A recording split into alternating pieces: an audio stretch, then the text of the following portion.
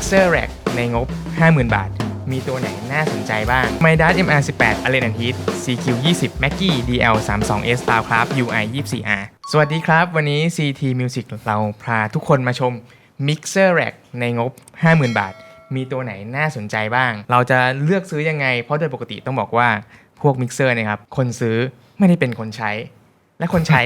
ก็ไม่ได้ซื้อเพราะฉะนั้นเรามาหาจุดที่ลงตัวสำหรับทั้งสองฝ่ายเพื่อที่เราจะสามารถเลือกซื้อมิกเซอร์ให้เหมาะสมกับการใช้งานได้ครับและวันนี้ครับเรามีแขกรับเชิญพิเศษถ้าเป็นเรียกว่าฝั่ง Pro Audio จะขาดคนนี้ไปไม่ได้คุณโตติงตองครับผมขอบคุณครับสวัสดีครับประมาณนิดนึงนะฮะเพิ่งมอเตอร์ไซค์ลงก็ถ่ายเลยนะตอนนี้ เราแบบเร่งด่วนนิดนึงเร่งด่วนนิดนึงใช่ในวันนี้ครับเรามีมิกเซอร์มาในงบ 50,000 เนี่ยมีมาทั้งหมด4ตัวด้วยกันซึ่งก็อยู่ในเรนจ์ประมาณ 50,000 นี่แหละซึ่งจะมีตัวหนึ่งอาจจะแบบราคาห่างกว่าเพื่อนเขาก็คือตัว Midas แต่ก็ต้องบอกว่า Midas เป็นค่ายที่บ้านเรา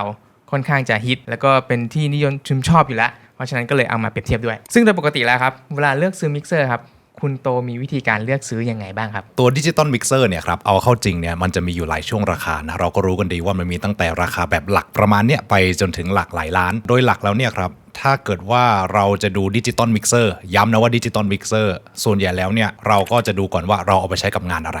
แล้วก็กลุ่มของผู้ใช้เนี่ยเขาเป็นกลุ่มไหนมีโน้ตฮาวมี experience มีประสบการณ์เท่าไหร่ทีนี้เนี่ยครับในมิกเซอร์ที่ราคาต่ำกว่า 50,000 บาทเนี่ยตามธีมของวิดีโอตอนนี้นะครับส่วนใหญ่แล้วเนี่ยเขาจะถูกทำขึ้นมาเพื่ออันนี้ฟังดีๆนะทำขึ้นมาเพื่อที่จะเอามิกเซอร์อนาล็อกออกไปเหมาะสำหรับคนที่ใช้มิกเซอร์อนาล็อกเป็นประจำที่ต้องการขยับเข้ามาในฝั่งของดิจิตอลด้วยเหตุผลทั้งปวงเช่นพกพาง่ายเนี่ยไซส์แค่นี้เองหรือว่าอาจจะเป็นฟังก์ชันที่มันไม่จำเป็นจะต้องเอาอุปกรณ์จากภายนอกมาเยอะแยะมากมายแล้วก็ความสามารถในการเดินคุมไปคุมมาด้วย iPad อะไรอย่างนี้พวกนี้มีให้หมดนะครับอย่างที่บอกแหละมันจะไปเจาะจงกับคนที่ยังไม่คล่องดิจิตอลมิกเซอร์สักเท่าไหร่มิกเซอร์ที่หน้าตาประมาณนี้อยู่ในช่วงราคาแบบนี้เนี่ยส่วนใหญ่แล้วมันจะมีฟังก์ชันเทียบเท่ากับมิกเซอร์อนาล็อกบวกกับ outboard gear มาตรฐานที่มีมาให้ทุกช่องพวกกราฟิก EQ parametric compressor limiter gate เอฟเฟกต์มาอย่างบึมๆตัวนี้ตัวเดียวเนี่ยครับถ้าเกิดว่าเราพูดถึงฝั่งอนาล็อกที่จะต้องเอาทุกอย่างมานะตัวนี้ตัวเดียวมันจะเท่ากับอุปกรณ์ฝั่งอนาล็อกที่แบบเยอะมากเต็มไปหมดเลยเหมือนกับที่เราเคยเห็นในงานคอนเสิร์ตแบบยุคปี 90 ที่เขาต้องแบกกันไปเป็นตู้อะฮะทีนี้ในไซส์ประมาณนี้เนี่ยเราควรจะต้องดูถึงอะไรบ้างผมขอบอกคุณก่อนเลยว่าอย่างที่1นะฮะหลายคนอาจจะพูดว่าคุณภาพเสียงผมบอกเลยว่าในช่วงราคาประมาณนี้ผมขอบอกกันอย่างตรงไปตรงมาว่าอย่าไปซีเรียสเรื่องของคุณภาพเสียงเท่าไหร่นักเพราะว่าข้างในเนี่ยพวกชิป DAC ADC รวมไปจนถึงการดีไซน์ปรีไมค์ต่างๆส่วนใหญ่แล้วครับมันมักที่จะมีโทโปโลจีที่ค่อนข้างพื้นฐานเพราะว่าราคามันอยู่ที่ประมาณนี้แล้วก็เวลาที่เราเลือกซื้อเนี่ยผมอยากจะให้เลือกซื้อในมุมมองของโลจิกการทำงานมากกว่าเช่นซอฟต์แวร์แต่ละตัวเนี่ยมันจะมีลักษณะการเริ่มงานและจบงานที่คล้ายกันแต่ไม่เหมือนกันเสียทีเดียวแล้วก็หน้าตาอาจจะต่างกันบางคนอาจจะชอบแอปที่แบบมันมีสไลด์เฟดเดอร์ยาวๆเยอะๆอะไรอย่างเงี้ยเลื่อนง่ายๆใน iPad หรือบางคนบอกว่าเล็กน้อยก็พอแต่ขอพื้นที่ในการปรับเยอะหน่อยอะไรอย่างนี้หรือว่าบางคนอาจจะบอกว่าเฮ้ยโผล่มาขอหน้านี้ก่อนได้ไหมฉันเริ่มงานทางนี้สะดวกกว่าซึ่งพวกนี้เนี่ยครับเป็นสิ่งที่สำคัญที่สุดสำหรับมิกเซอร์ที่อยู่ในช่วงราคานี้แล้วก็หลังจากนั้นเมื่อคุณหาตัวหน้าตาการคอนโทรลซอฟต์แวร์รวมไปจนถึงจำนวนช่องที่คุณต้องการแล้วคุณค่อยมาดูคุณภาพเสียงครับเรียกว่าก็มีหลายประเด็นที่เราต้องดูกันทีนี้เรามาดูก่อนดีว่าในแต่ละตัวนะครับราคาประมาณไหนบ้างและมีรุ่นอะไรบ้างเริ่มจากฝั่งนู้นก่อนก็ได้ครับตัว Midas MR18 ตัวนี้ครับราคา 36,500 บาทตัวที่ราคาถัดมาจากใน4รุ่นนี้ก็คือ Allen & Heath CQ20 ตัวนี้ราคา 47,080 บาทและถัดไปครับจะเป็นตัว Mackie DL32S ตัวนี้ราคา 49,700 บาทและตัวสุดท้ายครับอยู่ข้างผมก็จะเป็น Soundcraft UI 24R ตัวนี้ราคา 52,900 เกิน 50,000 นิดนึงแต่ว่า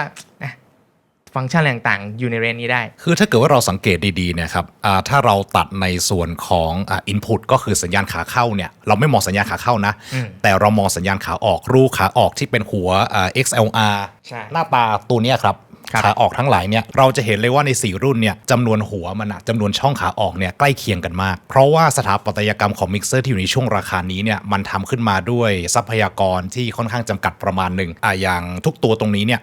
มันเหมือนกับว่าเรามีทั้งหมด8 aux เราสามารถส่งไปหา in-ear monitor ที่เป็นโมโนได้8ช่อง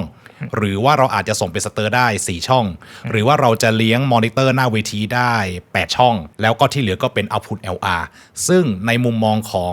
การใช้งานแทนที่มิกเซอร์อนาล็อกรวมไปจนถึง outboard gear อนาล็อกในงานต่างๆไม่ว่าจะเป็นงานประชุมงานดนตรี หรือว่างานที่ไม่ได้ซีเรียสอะไรมากมายที่คุณจะต้องเอามือเนี่ยไปแตะเฟดเดอร์และปุ่มอย่างเป็นเรื่องเป็นราวเนี่ยถือว่าเกินพอแล้วเรียกได้ว่าไอตัวพวกมิกดิจิตอลแบบเนี้ยถ้าเราเทียบคอมเพลกับพวกมิกอนาล็อกเราสามารถประหยัดสายประหยัดอะไรต่างๆอุปกรณ์ค่านู่นค่านี่ค่าเดินทางการขนของเนี่ยประหยัดไปประมาณนึงเลยนะครับเพราะว่าทุกอย่างมันถูกรวมอยู่ในนี้แหละไม่ได้ประมาณหนึ่งคุณทอยเยอะมาก ในยุคแรกๆเนี่ยที่เขาเริ่มทำตัวที่เป็นแร็กเมาส์พวกนี้ออกมาเนี่ยครับทุกคนเนี่ยตื่นเต้นมากอย่างพวกซาวศิลปินสมัยก่อนเนี่ยพอเขาเจออย่างพวกBehringer X32 Lag หรือว่า QU Pack ของ Allen Heath ในยุคสมัยนั้นเนี่ยครับเขาหากันมาใช้เลยเพราะว่าแทนที่จะต้องแบกบอร์ดทั้งบอร์ดไปกลายเป็นว่าเขาสามารถที่จะทำซีนทุกอย่างเก็บไว้ในเครื่องแล้วก็ปรับนิดปรับน้อยโดยการใช้ iPad หรือว่าอาจจะเป็นโน้ตบุ๊กหรืออาจจะเป็นแท็บเล็ตตัวอื่นได้มันทำให้แบบเซฟค่าขนส่งเยอะมากแล้วคุณลองจินตนาการดูนะครับว่าถ้าคุณเนี่ยเป็นนักดนตรีหรือว่าเป็นวงดนตรีที่ต้องทัวร์ตลอดเวลาแล้วคุณไปขึ้นเครื่องบินอันเนี้ยแบบแตกต่างชัดเจนมากอย่างสมัยก่อนเนี่ยตอนผมจะต้องไปทำงานแบบต่างจังหวัดแล้วก็ต้องเอามิกเซอร์ส่วนตัวไปขึ้นเครื่องบินต้องไปส่งคาร์โก้อันนี้ไม่ต้องแล้วครับใส่กระเป๋าเดินทางเอาขึ้นเครื่องได้เลยหรือว่าเราจะแบบจะจัดแทร็กเนาะแบบซุกอุปกรณ์ไวเลสปลั๊กอะไรก็รวมในแหละว่า 8U ก็อยู่แล้วแหละใช่ 8U ก็อยู่แล้วยิ่งตัวนี้เนี่ยถ้าผมดูแล้วเนี่ยไซส์มันน่าจะประมาณ 3U ป่ะ3U ประมาณ 3U ตัวนั้น 4U เราเหลืออีก4ช่องเลยนะสำหรับใส่แบบ wireless mic ใส่ ear monitor ซึ่งเหลือพอพกง่ายทำงานง่ายก็หลังจากฟังเราฝอยกันมาประมาณนึงแล้วเกี่ยวกับแต่ละตัวผมคิดว่าหลายคนคงอยากจะให้เราเทสให้ดูแหละว่าในแต่ละตัวเนี่ยหน้าตาการใช้งานเป็นอย่างไรมีอะไรที่เราจะต้องคำนึงถึงบ้างในการเลือกซื้อแล้วล่ะอ๋อใช่ผมลืมบอกไปอย่างหนึ่งครับในมิกเซอร์ในช่วงราคาประมาณนี้คุณอย่าไปคาดหวังกับ Wi-Fi มันนะ ผมบอกเลยว่า Wi-Fi ส่วนใหญ่ของมิกเซอร์ที่อยู่ในช่วงราคาประมาณนี้เนี่ยที่เขามีมาให้เขาออกแบบมาสำหรับให้เราใช้ในระยะที่ค่อนข้างใกล้กันใกล้กันในที่นี้ก็คือว่าประมาณสักไม่เกิน10 เมตรจากตัวเครื่องแล้วก็หลังจากนั้นเนี่ยมันก็จะเริ่มหลุดแล้วบางตัวเนี่ยครับอาจจะซัพพอร์ตแค่ 2.4 กิกะเฮิรตซ์บางตัวอาจจะซัพพอร์ต5 กิกด้วยแต่ว่าความแอดวานซ์ของมันในการสแกนหาช่องที่มันว่างในความถี่ Wi-Fi เนี่ยมันอาจจะแตกต่างกันดังนั้นเนี่ยถ้าเกิดว่าคุณต้องการที่จะเอาพวกนี้ไปวางอยู่ข้างเวทีแล้วก็คุมจากระยะไกลแนะนำว่าให้ใช้ access point หรือว่าอาจจะเป็นรูเตอร์ที่มันจ่าย IP ได้แล้วก็มีภาค Wi-Fi ดีๆหน่อยก็น่าจะดีกว่าก็ต้องพกเพิ่มนะครับขอบอกก่อนเรามาเริ่มกันที่ตัวแรกครับตัวนี้เป็น Midas MR18 ซึ่งถ้าเรามาดูหน้าเครื่องก่อนตัวหน้าเครื่องเราจะมี input ทั้งหมด18 in เป็นคอมโบทั้งหมด16แล้วก็มีเป็นเหมือนเป็น line in อีกคู่หนึ่งส่วน aux ก็มีทั้งหมด6 aux แล้วก็ mainคู่หนึ่งแยกกันคำว่าคอมโบในที่นี้เนี่ยครับก็คือว่าเราจะมี2ทางเลือกในการเสียบสัญญาณขาเข้านะปกติแล้วเนี่ยในฝั่งของงานเสียงมืออาชีพเราก็จะใช้หัว XLR ซึ่งก็มีทั้งตัวผู้และตัวเมียก็เสียบเข้าไปครับหัว3พินปกติมาตรฐานแล้วก็ในบางกรณีเนี่ยเราอาจจะ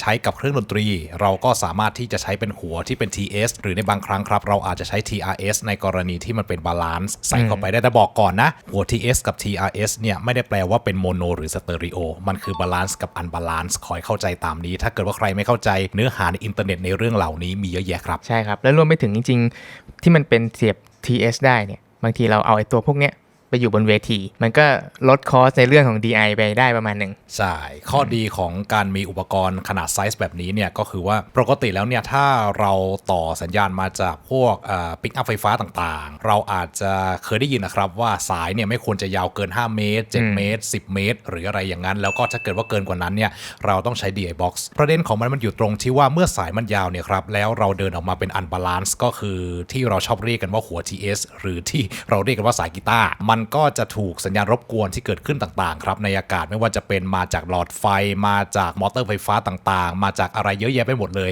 รั่วเข้ามาในสัญญาณด้วยมันเลยต้องใช้ DI box ในการเปลี่ยนจากอันบาลานซ์เป็นบาลานซ์เพื่อให้มันสามารถป้องกันตรงนั้นได้เอาแค่นี้พอนะแต่ทีนี้เนี่ยครับถ้าเกิดว่าเรามีอุปกรณ์ปลายทางอยู่แบบชิดๆกันเลยเนี่ยเราก็ไม่จำเป็นจะต้องใช้ DI box ไงใช่มันก็จะทำให้ชีวิตของใครหลายๆคนบนเวทีง่ายขึ้นครับนี้เรามาดูฟังก์ชันการใช้งานเลยดีกว่าว่าเข้าหน้าต่างเมนูมาแล้วเนี่ย มันเป็นยังไงเจ้า Midas MR18 เนี่ยโอเคเนื่องจากว่าอุปกรณ์ที่เป็นมิกเซอร์ในช่วงราคาประมาณนี้เนี่ยเราจะเห็นเลยว่ามันมีเสาอากาศหรือว่าสายอากาศ Wi-Fi อยู่นะครับผมได้แจ้งเอาไว้แล้วนะว่าถ้าเกิดว่าคุณอยากจะคอนโทรลมันไกลๆเนี่ยกรุณาหา access point หรือว่าหารูเตอร์ที่มีฟังก์ชันเป็น Wi-Fi มาใช้นะคุณอย่าใช้จากตัวของมันแต่ในกรณีนี้ครับผมห่างกันแค่นี้เองผมก็จะใช้ตรงจากตัวของมันเองทีนี้เนี่ยตามปกติแล้วเนี่ยเราก็จะต้องเข้าไปที่ Wi-Fi นะครับเนี่ยเราก็จะเห็นเลยว่าขณะนี้iPad เครื่องนี้ก็ต่อเข้ากับ Mixer MR18 อยู่ซึ่งปกติแล้วเนี่ยเราไม่ต้องทำอะไรเลยมันจะจ่าย IP address มาให้เราอัตโนมัติไม่จำเป็นจะต้องมานั่งตั้งแมนนวลอะไรทั้งนั้นยกเว้นแต่ว่าคุณต้องการจะทำอะไรที่แปลกไปจากนี้ทีนี้ครับในตัวซอฟต์แวร์ของมันเนี่ยก็จะเป็น MX Mix หน้าต่างเหมือนเกมไซไฟอะไรบางอย่างนะฮะแล้วมันจะสแกนอัตโนมัติแล้วก็จะโชว์ขึ้นมาเองว่าขณะนี้เนี่ยมันเจอมิกเซอร์แล้วเราก็กดเข้าไปง่ายๆรอนิดนึงนะครับในระหว่างนี้ครับเรามาคุยกันดีกว่าว่าในสถาปัตยกรรมของมิกเซอร์ตัวนี้เนี่ยมันจะทำอะไรได้บ้างตะกี้คุณทอยผมบอกว่ามันเป็นคอมโบ16 ช่องใช่ครับ16 ช่องในที่นี้เนี่ยครับมันเอาไปใช้ทำอะไรได้บ้างคุณลองจินตนาการตามนี้ดูนะครับสมมุติว่าคุณมีวงดนตรีวงหนึ่งเป็นสตริงคอมโบ5 ชิ้นแล้วคุณจะจ่อแบบเกือบจะเต็มสตรีมเลยเช่นกระเดื่องสแนร์แฮดแล้วก็หรือผมตีอย่างนี้ได้ไหมตีว่าไมค์กลอง7ไมค์กลอง7มีเบสมีกีตาร์9แล้วนะแล้วก็มีคีย์บอร์ดอีก2ลาย11ละเรายังเหลืออีกตั้ง5ลายที่จะใช้กับอะไรก็ได้อาจจะเป็นมือแซกซ์อาจจะเป็นนักร้องอาจจะใส่เป็นไมค์สำหรับนักดนตรีคนอื่นร้องคอรัสก็ได้ซึ่งมันก็ใช้งานได้หลากหลายมากพอแล้วสำหรับงานที่แบบเป็นวงดนตรีสตริงคอมโบ5 ชิ้นสบายๆนะครับส่วนทางขาออกเนี่ยก็มี6 ช่อง6 ช่องเนี่ยก็เกินพอเหมือนกันตามปกติแล้วเนี่ยในเวทีดนตรีทั่วไปถ้าไม่ได้ซีเรียสกับมันมากมายนักก็1 ออกก็กลองเบสกีตาร์คีย์บอร์ดนักร้องอีกอันนึงก็สแปร์ไว้ก็ได้นะครับสำหรับคนที่สงสัยว่าแล้วออกเนี่ยมันเกี่ยวอะไรกับเอฟเฟกต์หรือเปล่าแล้วถ้าเกิดว่าใช้ออกเนี่ยหมดนี้เนี่ยแล้วเอฟเฟกต์จะทำยังไงไม่ต้องเป็นห่วงครับเพราะว่ามิกเซอร์พวกนี้มันมีเอฟเฟกต์อยู่ข้างในแล้วมันลูปคุยกันข้างในมันไม่ได้ต้องย้อนจากข้างนอกออกมาเข้าข้างในใหม่ใช่ตอนนี้เนี่ยเราก็จะเห็นแล้วว่ามันจะเป็นหน้าต่างของมิกเซอร์ MR18 จาก Midas หน้าต่างของมันเนี่ยครับหลายคนอาจจะบอกว่ามันก็ดูมีความแตกต่างอยู่นะมีซอฟต์แวร์รุ่นเก่าอยู่เหมือนกันแต่ว่าอันนี้คือตัวล่าสุดละหลักๆเลยเนี่ยครับมิกเซอร์เนี่ยไม่ว่าจะเป็นราคาประมาณไหนก็ตามคุณลองนึกตามผมจินตนาการให้ดีนะครับมันมีวิธีการเริ่มงานและจบงานง่ายมากๆนั่นก็คือคุณเริ่มจากบนลงล่างแล้วคุณเริ่มจากซ้ายไปขวาแค่นั้นพออย่าไปคิดอะไรเยอะไปกว่านั้นบางทีเนี่ยในแอปของบางยี่ห้อบางรุ่นคุณอาจจะเห็นอะไรเต็มจอไปหมดเลยมาแน่นบนลงล่างซ้ายไปขวาทีนี้ครับเราก็จะมาเริ่มที่บนลงล่างกันอย่างตอนนี้เนี่ยครับช่องที่1เนี่ยก็คือไมค์ของคุณชอยครับช่องที่2เนี่ยคือไมค์ของผมจะลองกดเข้าไปในไมค์ของผมแค่กดอยู่ในตำแหน่งที่เป็นช่องของผมนั่นแหละครับ CH02 ปึ๊บเราก็จะเห็นแล้วครับว่าณขณะนี้เนี่ยมันก็จะเป็นproperty ก็เป็นหน้าต่างที่ใช้สำหรับจัดการสัญญาณเสียงที่เข้ามาในช่องที่2เราสามารถเล่นกับมันได้หลายทางครับอย่างตอนนี้เนี่ยผมสามารถที่จะเปลี่ยนสีใส่ชื่ออะไรก็ได้อย่างที่ผมอยากจะทำเห็นไหมครับสีมันจะเปลี่ยนละเล่นได้เยอะมากเลยนะเห็นไหมเปลี่ยนไหมครับว่ามอนิเตอร์ก็ได้หรือถ้าเกิดว่าคุณยังไม่สาแก่ใจนะครับคุณไปที่คำว่า type name แล้วคุณก็พิมพ์ไปเลยอย่างของผมเนี่ยโตติงตองมาดูกันว่ามันได้กี่ตัวหนังสือคือมิกเซอร์เนี่ยเวลาที่เราตั้งชื่อเนี่ยบางทีเราก็อาจจะต้องตั้งชื่อด้วยตัวหนังสือที่ค่อนข้างยาวหลายตัวหน่อยอะไรอย่างนี้นะครับแล้วก็ข้อดีของมิกเซอร์ที่มันเป็นแร็กเมาส์พวกนี้เนี่ยมันไม่ได้ถูกจำกัดอยู่ที่ Scribble Strip หรือว่าหน้าจอเล็กๆที่มันอยู่ที่ Fader มาดูกันดีกว่าว่ามันจะใส่ไปได้ขนาดไหนผมใส่โตติงตองเลยก็แล้วกันดูซิว่าได้สักกี่ตัวใช่เฮ้ยถือว่ายาวมากแล้วได้แล้วนะครับโตติงตองแล้วก็มันสเกลขนาดตัวหนังสือให้เราเองด้วยดังนั้นเนี่ยมันทำให้มันมีประโยชน์พอสมควรเลยเนี่ยเปลี่ยนสีก็ได้ใส่ชื่อเองก็ได้ทีนี้ครับอันดับต่อไปเราจะเห็นเลยว่าบนลงล่างนะเรามาดูที่ซอสครับเรากดไปที่ซอสเราก็จะเห็นเลยว่ามันนำเข้ามาได้จากรูไหนของตัวมิกเซอร์บ้างอย่างในเคสนี้เนี่ยครับผมอยู่ในฝั่งของอนาล็อก แล้วก็อยู่ใน Input ที่ชื่อว่า02ก็คือรูเสียบใหม่ช่องที่2นั่นเองคือเดี๋ยวนี้เนี่ยมิกเซอร์เราสามารถที่จะโยงสัญญาณขาเข้าขาออกเนี่ยไปหลายที่หลายทางมากพอสมควรแล้วก็สำหรับคนที่ไม่เข้าใจขออธิบายอย่างง่ายๆก็พอครับนั่นก็คือข้างหน้าทั้งหมดเนี่ยครับหัวทั้งหมดที่อยู่ตรงนี้เนี่ยเราเรียกมันว่าเป็น in กับ out แต่มันไม่ได้เป็น channel มัน flexible ใช่ซึ่งในตัวมิกเซอร์แต่ละรุ่นเนี่ยมันจะมี channel ซึ่งไม่ได้ชี้ตรงไปกับ in หรือ out ใดๆเราก็ต้องโยงมันก่อนแต่ในปกติแล้วเนี่ยครับมิกเซอร์ที่เราเปิดขึ้นมาใหม่ๆมันก็จะโยงให้เราอยู่แล้วเช่นอย่างเสียงของผมเข้าช่องเสียบไมค์เบอร์2ก็จะวิ่งไปหา channel ที่2ของมิกเซอร์ด้วยแต่ถ้าคุณอยากจะเปลี่ยนคุณก็กดเปลี่ยนได้คุณจะไปรับสัญญาณจาก USB ก็ได้แต่ถ้าผมกดเนี่ยเดี๋ยวเสียงดับนะครับหรือว่าคุณอาจจะไปใช้สัญญาณจากช่อง16ก็ได้เช่นเดียวกันมันทำได้หลายทางก็คือว่าตรงนี้ก็มันเป็นประโยชน์เวลาเราเพราะว่าไอ้เครื่องเนี่ยมันอยู่ในที่ที่มันโดนเสียบสายมันอยู่บนเวทีกันตีว่ามันอยู่บนเวทีบางทีเราต้องการสลับอะไรบางอย่างเราก็สามารถปรับบนนี้ routing มันได้เลยอันนี้เนี่ยจะเห็นได้ง่ายมากครับก็คืออย่างมีบางงานเนี่ยเอางี้เลยงานพวกประกวดดนตรีตามสถานศึกษาบางครั้งเนี่ยครับเราเดินสายเข้าไปที่ rule in out พวกนี้เรียบร้อยแล้วแต่อยู่ดีๆเนี่ยทีมที่เข้าประกวดเขามีอย่างอื่นเข้ามาแล้วก็เราอาจจะต้องอาศัยความเอาใจใส่กับช่องนั้นเป็นพิเศษเราก็เอาไปเสียบที่ช่องไหนก็ได้อาจจะเป็นช่องที่แบบเนี่ย16เลยก็ได้แล้วก็ใช้วิธีตั้งค่าในตัวมิกเซอร์เอาว่าให้ channel เบอร์เนี้ยอย่างเช่นว่า channel เบอร์8รับสัญญาณจาก input เบอร์16แล้วเราก็คอนโทรลไปตามนั้นคือมันฟังแล้วอาจจะดูแบบสับสนนิดนึงนะครับขนาดผมพูดเองบางทีก็ยังสับสนเองแต่ถ้าเกิดทำไปบ่อยๆเดี๋ยวเราก็จะชินจริงๆเราตีมันเป็นกีตาร์ก็ได้นะประมาณว่าเราเตรียมช่อง8ว่ามันเป็นกีตาร์แต่ประมาณว่ามันอาจจะมีอะไรที่ต้องต่อเพิ่มเราก็อาจจะไปเสียบช่องอื่นมาเพิ่มแล้วก็ใช้ช่องนั้นแทนก็ได้ถูกต้องมันก็เป็นความคล่องตัวแต่แค่ว่าบางทีเนี่ยเราควรที่จะใช้in out ตรงกับ channel นั่นคือโลจิกมาตรฐานนะครับส่วนใหญ่จะควรเป็นอย่างนั้นยกเว้นแต่ว่าคุณไปเจอในสถานการณ์ที่ไม่ปกติหรือมันจำเป็นจริงๆทีนี้ครับอันดับต่อไปครับเราก็จะมาดูที่บนลงล่างซ้ายไปขวานะทีนี้ครับเรามาดูที่ด้านขวาครับเราจะเห็นว่ามันมีไอ้ลูกบิดอะไรอย่างนี้อยู่อันนี้เนี่ยครับผมเชื่อว่ามันคือ insertคำว่า insert ในที่นี้เนี่ยแปลได้ง่ายๆเลยว่าใน mixer analog เนี่ยถ้าคุณเคยใช้งานมาคุณจะเห็นเลยว่าที่ด้านหลังของเครื่องหรือว่าด้านบนของเครื่องเนี่ยมันจะมีรูที่เขียนว่า insert IO insert IO เนี่ยเราก็จะเคยชินครับเอาไมโครโฟนเสียบเข้าไปแล้วก็เอาสายที่เป็นหัว TS แล้วก็เป็นสาย Y ครับแยกออกมาไปเข้าคอมเพรสเซอร์เข้าเกจเข้าอะไรแบบนั้นแล้วก็ส่งกลับมาโดยใช้สายเส้นเดียวกันนั่นแหละทีเนี้ยตัวนี้ก็มี insert อยู่ insert ไปไหนก็ทำจากข้างในนี้ได้เลยนั่นเองนะครับแล้วก็อันดับต่อไปครับเราจะลงมาเราจะเห็นเลยว่ามีไมค์เกนความแรงสัญญาณของสัญญาณขาเข้าใดๆอย่างตอนนี้เนี่ยไมโครโฟนของผมเซตไว้ที่ประมาณ31 dB เกนก็ใช้นิ้วเลยครับเอานิ้วเนี่ยคลึงเอาเลยนะครับแล้วคุณก็จะเห็นว่ามันตามมืออย่างตอนนี้เนี่ยถอยไปละแล้วก็เอากลับขึ้นมาคลึงได้อย่างเมามันคลึงได้อย่างเมามันยกเว้นแต่ว่า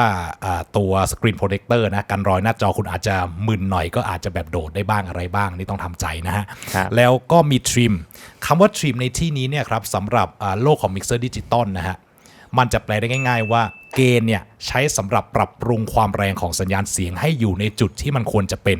ซึ่งจุดที่มันควรจะเป็นเนี่ยคุณจะเห็นเลยครับว่าณขณะนี้เสียงของผมเนี่ยครับมิเตอร์เนี่ยมันจะมีสีเขียวแล้วก็จะกระพริบขึ้นมาอยู่ที่โซนสีเหลือง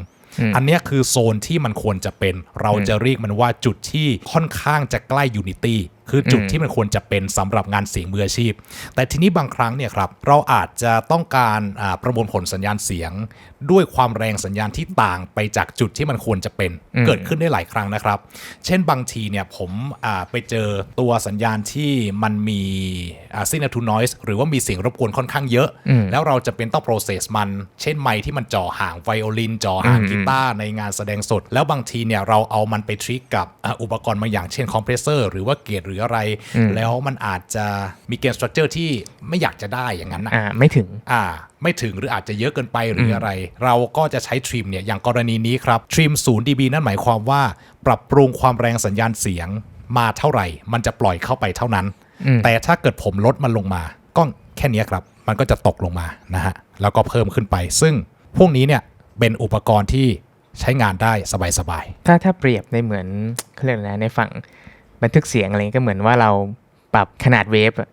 ในดิจิตอล ใช่เป็นฝั่งของดิจิตอลละคือฝั่งของเกณฑ์เนี่ยจะจัดการในฝั่งของอนาล็อกคือเสียงจากไมโครโฟนที่วิ่งเข้าไปที่หัวรูขาเข้านะครับแล้วก็ทรีมเป็นฝั่งของดิจิตอลโลคัสอันนี้เนี่ยผมบอกเลยว่าเป็นสิ่งที่หลายคนเนี่ยจำเป็นต้องใช้นะครับเดี๋ยวอันนี้เดี๋ยวเราจะปะให้คุณดูปุ๊บตอนนี้คุณจะสังเกตเลยครับว่าเสียงผมเนี่ยบางลงนะครับคือในมิกเซอร์อนาล็อกเนี่ยในยุคสมัยก่อนนู้นนะครับถ้าเราไม่ได้ซื้อมิกเซอร์อย่างพวกซีรีส์ 5 PM 5000 ตัวหนึ่งตั้งหลายล้านเนี่ยเราจะไม่เจอฟังก์ชันโลคัสหรือว่า High Pass Filter ที่ปรับความถี่ได้ส่วนใหญ่ก็จะเป็น180 80หรือว่า100 Hz ซึ่งหลายคนเนี่ยก็จะชอบพูดว่าโลคัสหรือว่า High Pass Filter เนี่ยมันใช้สำหรับป้องกันเสียงพรึบของไมโครโฟนป้องกันเสียงลมหรืออะไรป้องกันเสียงเบสที่เข้ามากวนกับสิ่งอื่นๆบนเวทีคือมันสามารถใช้งานได้อย่างหลากหลายมากๆเรื่องเหล่านี้เนี่ยครับผมขออนุญาตละเอาไว้เพราะว่าการใช้ High Pass หรือว่า Low Cut Filter เนี่ยแม้ว่ามันจะใช้ง่ายแต่ว่าแต่ละคนมีวัตถุประสงค์ในการใช้ในแต่ละสถานการณ์ในแต่ละต้นเสียงที่แตกต่างกันเอาเป็นว่าเราปรับความถี่ไปเราจะเห็นเลยว่าความถี่อะไรก็ตามที่มันอยู่ต่ำกว่าที่เราตั้งเอาไว้มันจะถูกเริ่มลดทอนลงแค่นั้นพอเราจะมาดูที่คอมเพรสเซอร์นะครับอันนี้น่าจะเป็นคอมเพรสเซอร์ละซึ่งในฝั่งของ Dynamic เนี่ยครับเราก็จะเห็นในฝั่งด้านขวาเพียบเลยมีเกจมีคอมมีอะไรเต็มไปหมดนะครับซึ่งผมจะทำให้คุณดูแค่นิดเดียวคนที่อยู่ในฝั่งของอนาล็อกมาอยู่แล้วเนี่ยก็จะเข้าใจดีว่า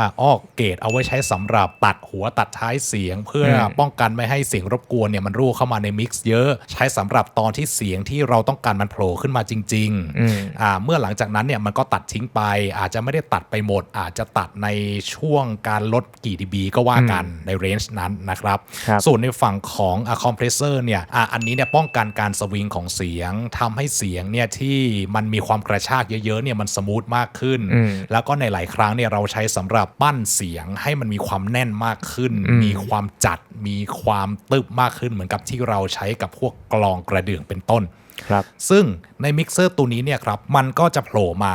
ค่อนข้างครบอย่างในกรณีของเกจเนี่ยเราก็จะเห็นเลยว่ามีเรนจ์อย่างที่บอกข้างต้นนั่นแหละว่าจะลดทอนเท่าไหร่ใช่ลดทอนลงไปเท่าไหร่ซึ่งเคสนี้เนี่ยผมมองเลยว่าค่อนข้างที่จะดีมากๆนะครับสำหรับมิกเซอร์ในช่วงราคานี้เพราะว่าถ้าเกจเนี่ยตามปกติอะไรก็ตามที่เราไม่ต้องการมาตัดเทียนเลยใช่อันนี้ลดเรนจ์ได้ใช่พอลดเรนจ์ลงเนี่ยมันสามารถทำให้เราเอาไปใช้กับงานบางงานที่ยังต้องอาศัย noise floor บ้างให้มันมีเสียงบรรยากาศบ้างเช่นงานประชุมงานพูดที่คนเขาหยุดพูดแล้วเสียงแทนที่มันจะดรอปลงไปจนหมดก็จะเหลืออยู่นิดนึงอะไรอย่างนี้ทำให้ซาวด์ยังเป็นธรรมชาติอยู่แล้วก็ attack hold release side chain พวกนี้เป็นเรื่องปกติอยู่แล้วเราจะละเอาไว้ครับแล้วก็เรียกว่าให้มาครบเครื่อง full function ของเกจเลย full function ของเกจใช่ส่วน compressor เนี่ยครับอันนี้ก็ full function เช่นเดียวกันนะครับตัวนี้เนี่ยเราก็จะทำให้ดูกันแล้วกันนิดนึงครับแล้วก็ละไว้ในฐานที่เข้าใจแล้วมิกเซอร์ตัวอื่นเราอาจจะข้ามบ้างอะไรบ้างถ้าเวลามันยาวเกินไปผมจะลด threshold ลงไปก่อนผมจะตั้งขอบเขตความแรงสัญญาณที่ทำให้ไอตัวcompressor ตัวนี้มันทำงานเราก็จะเห็นมันมาติ่งๆแล้วนิดๆติ่งตอนนี้เนี่ยเสียงผมเนี่ยก็จะรู้สึกเลยว่ามันมีอาการบี้ลงนิดนึงนะครับผมจะลองปิดดูก่อนชื่อชื่อเห็นไหมครับมันจะบีบลงคือเอฟเฟกต์ในการบีบลงตรงนี้เนี่ยเอาเข้าจริงเนี่ยอย่างที่บอกไปนั่นแหละเราสามารถใช้งานมันได้หลายแง่มุมมากต้องการทำให้ซาวด์ที่มีความกระชากอย่างชื่ออะไรเงี้ยเดี๋ยวตะโกนเดี๋ยวกระซิบให้มันสมูทมากขึ้นหรือเราอาจจะปั้นเนี่ยเสียงเมื่อกี้ตอนที่มันบี้ๆครับผมจะลองกดอีกทีชื่อแล้วผมจะลองเร่งเกณฑ์ขึ้นมาชื่อชื่อชื่อคุณจะเห็นเลยครับว่าเสียงผมเนี่ยมันจะมีความดุดันมากขึ้นแล้วมันจะใกล้ๆกับซาวของแบบซาวหนังบางซาวที่ใช้สำหรับเปิดไตเติ้ลเปิดจิงเกิลเปิดเทรลเลอร์ประมาณนั้นมันจะมีความกัดมันจะมีหลายสิ่งหลายอย่างที่เราอาจจะอยากได้อยู่นะครับซึ่งอันนี้เนี่ยแล้วแต่เลยว่าเราจะใช้มันทำอะไรผมดูจากหน้าต่างเนี่ยสิ่งที่น่าสนใจของคอมเพรสเซอร์ไมดาเนี่ยเหมือนมันมีไซด์เชนEQ ให้ด้วยไซด์เชน EQ เนี่ยเอาเข้าจริงมันไม่เชิงเป็นไซด์เชน EQ นะคำว่าไซด์เชนเนี่ยขออนุญาตอธิบายลึกๆหน่อยก็คือว่า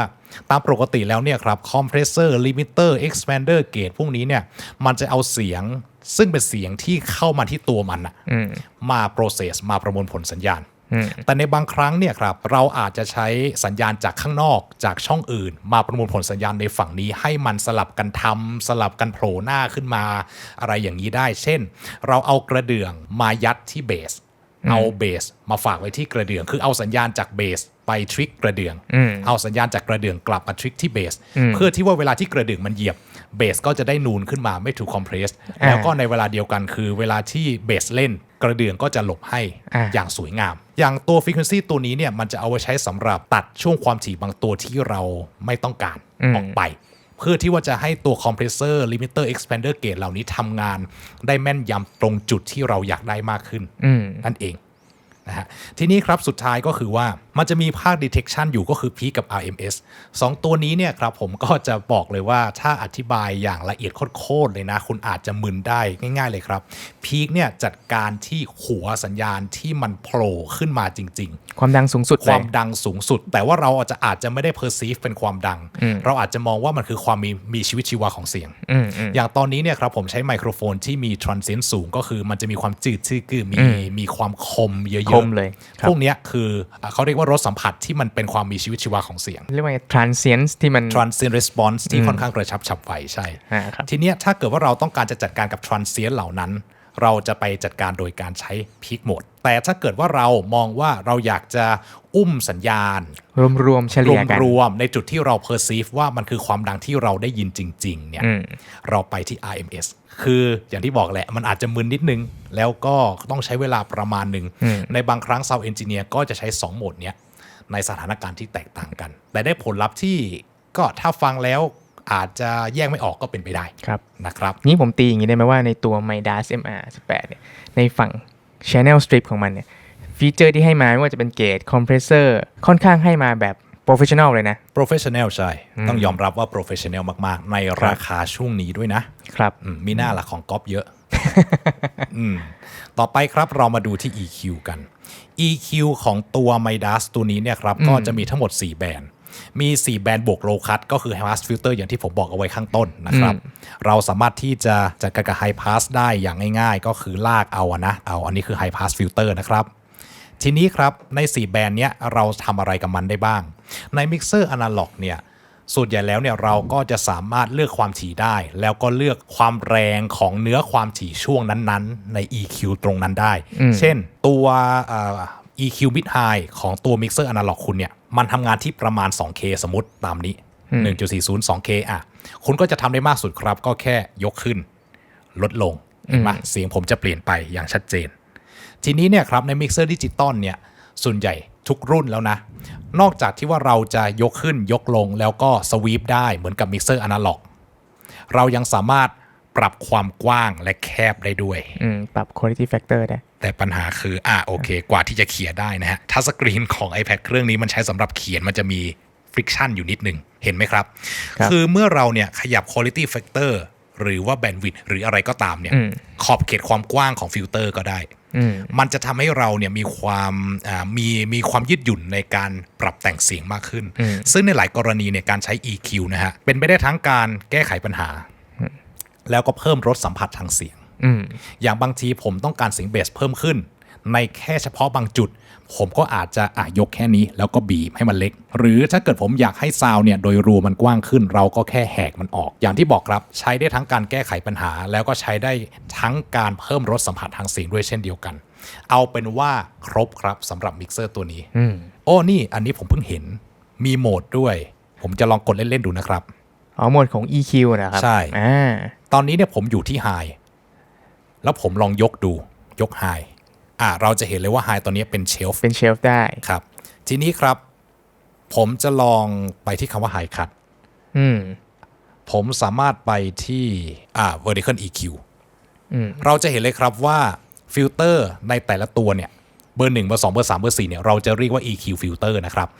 มันสามารถปรับลักษณะของการทำงานได้หลายแบบเหลือเกินตามที่เราต้องการเลยแต่อันนี้ผมขอลองดูหน่อยซิว่าโลมิดผมทำอะไรกับมันได้บ้างทำได้หมดให้ได้เหมือนกันทุกอันด้วยใช่ซึ่งอันนี้ถือว่าดีมากเพราะว่ามิกเซอร์ที่ราคาช่วงประมาณนี้เนี่ยยังมีบางตัวอยู่เลยนะครับที่เราสามารถปรับได้แค่เฉพาะฟิลเตอร์ชุดสุดท้ายที่ใช้สำหรับฝั่งไฮเท่านั้นอันนี้ถือได้ว่าเป็นเรื่องที่ดีทีนี้ครับผมจะขอกลับไปที่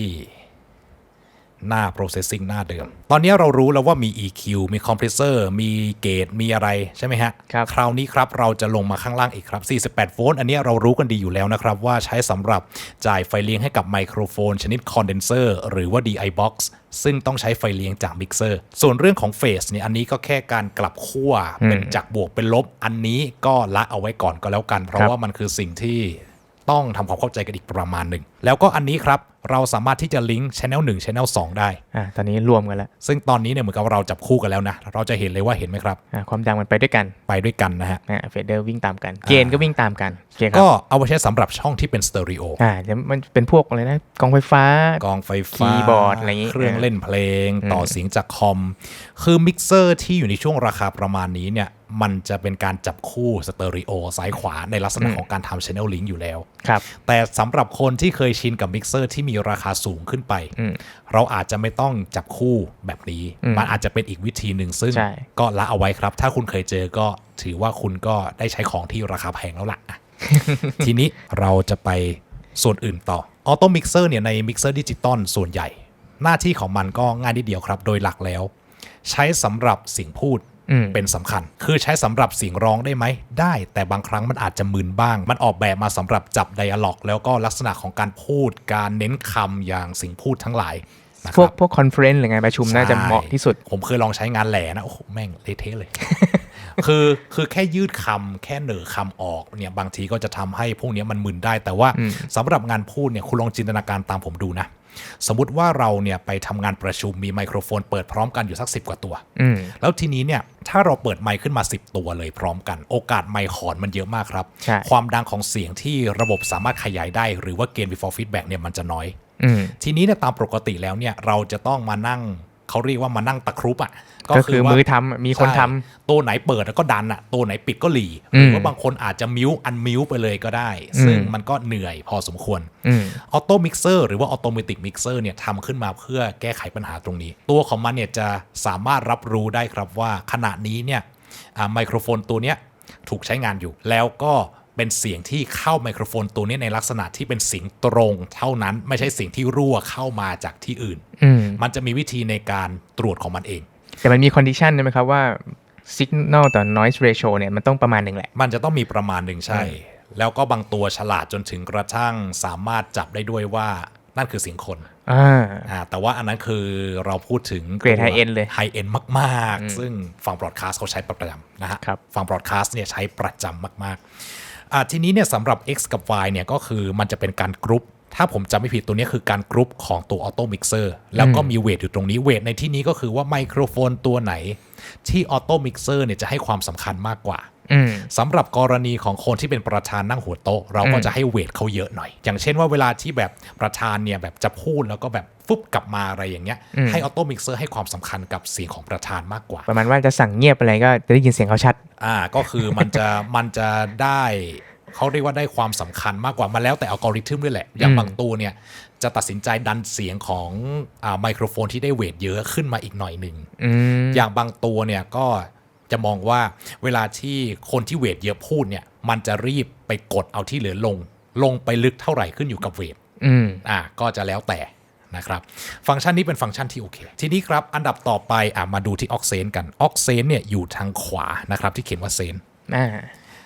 ถ้าเกิดว่าคุณจำไม่ผิดเนี่ยคุณก็จะเห็นว่ามิกเซอร์ MR18 ตัวนี้ครับมีขาออกซึ่งเป็นหัว XLR ตัวผู้ที่เราต้องเอาตัวเมียไปเสียบนะทั้งหมด8รูประกอบไปด้วยออกเซน6รูแล้วก็มาสเตอร์2รูเราก็จะเห็นในหน้าต่างนี้เลยครับว่ามันมีทั้งหมด6บัสเห็นไหมครับลองนับดูได้1 2 3 4 5 6ก็มี6บัส1ถึง6แล้วก็มี78เป็นเมน LRทีนี้เนี่ยครับมันจะมีคำว่า FX FX แสดงว่ามิกเซอร์ตัวนี้มีเอฟเฟกต์ทั้งหมด4ตัว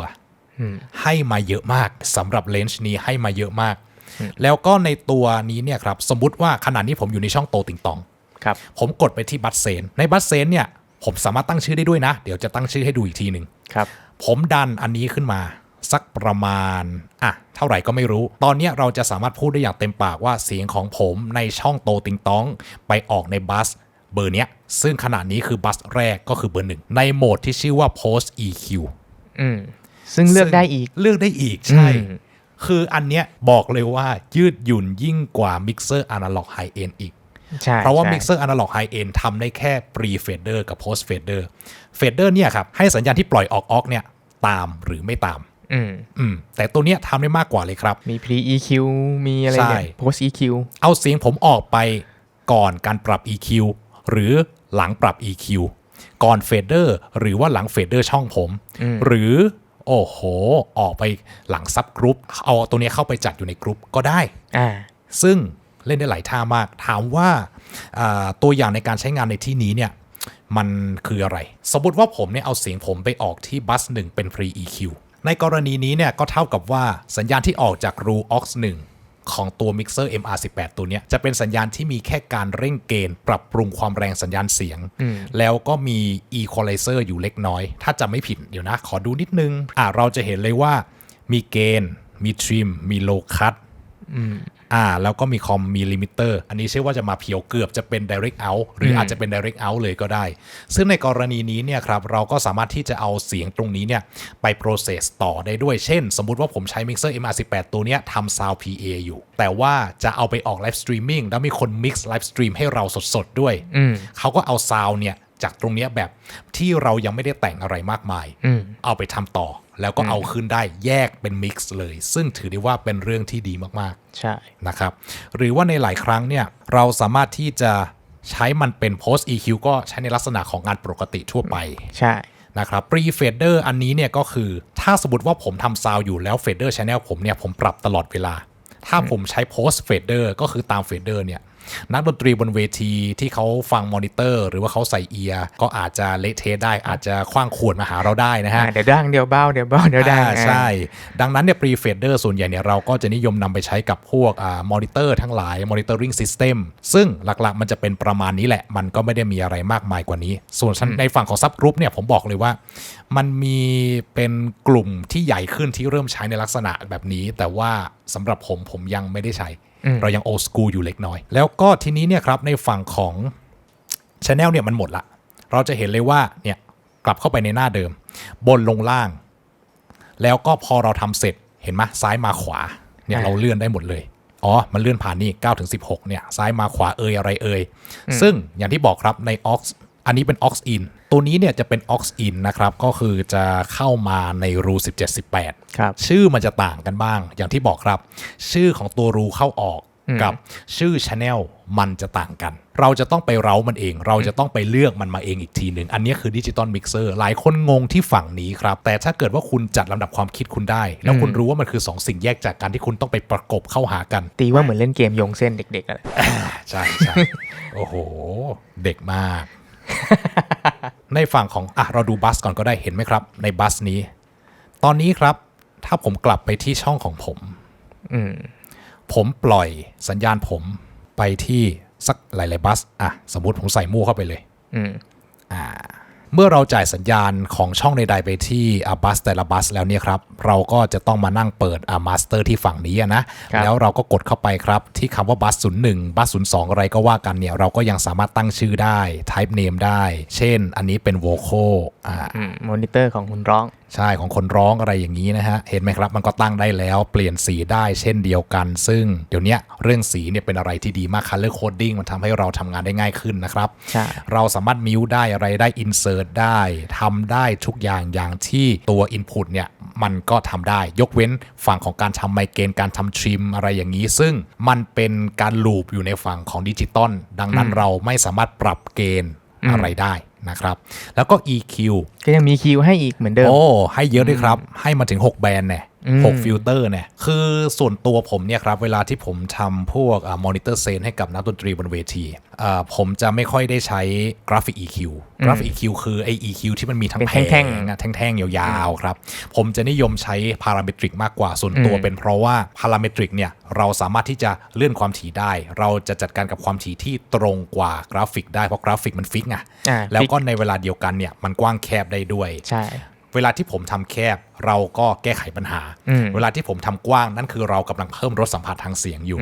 แล้วมันก็ทำให้ซาวด์เป็นธรรมชาติกว่าเดิมนะครับไหนมาดูกันซิว่าในตัวนี้เนี่ยเขามีกราฟิก EQ ให้เราไหมถ้ามีเนี่ยผมจะร้องว้าวเลยนะเพราะว่า มิกเซอร์ตัวแค่นี้ Graphic EQ เนี่ยเป็น engine ที่เปลือง CPU มากตัวหนึ่งอันนี้เป็น RTA โอเคครับในกรณีที่เราเนี่ยเห็นว่าไมค์มันหอนอยู่แล้วเราไม่แน่ใจว่าความถี่อะไรเราสามารถกดไปที่หน้าRTA ได้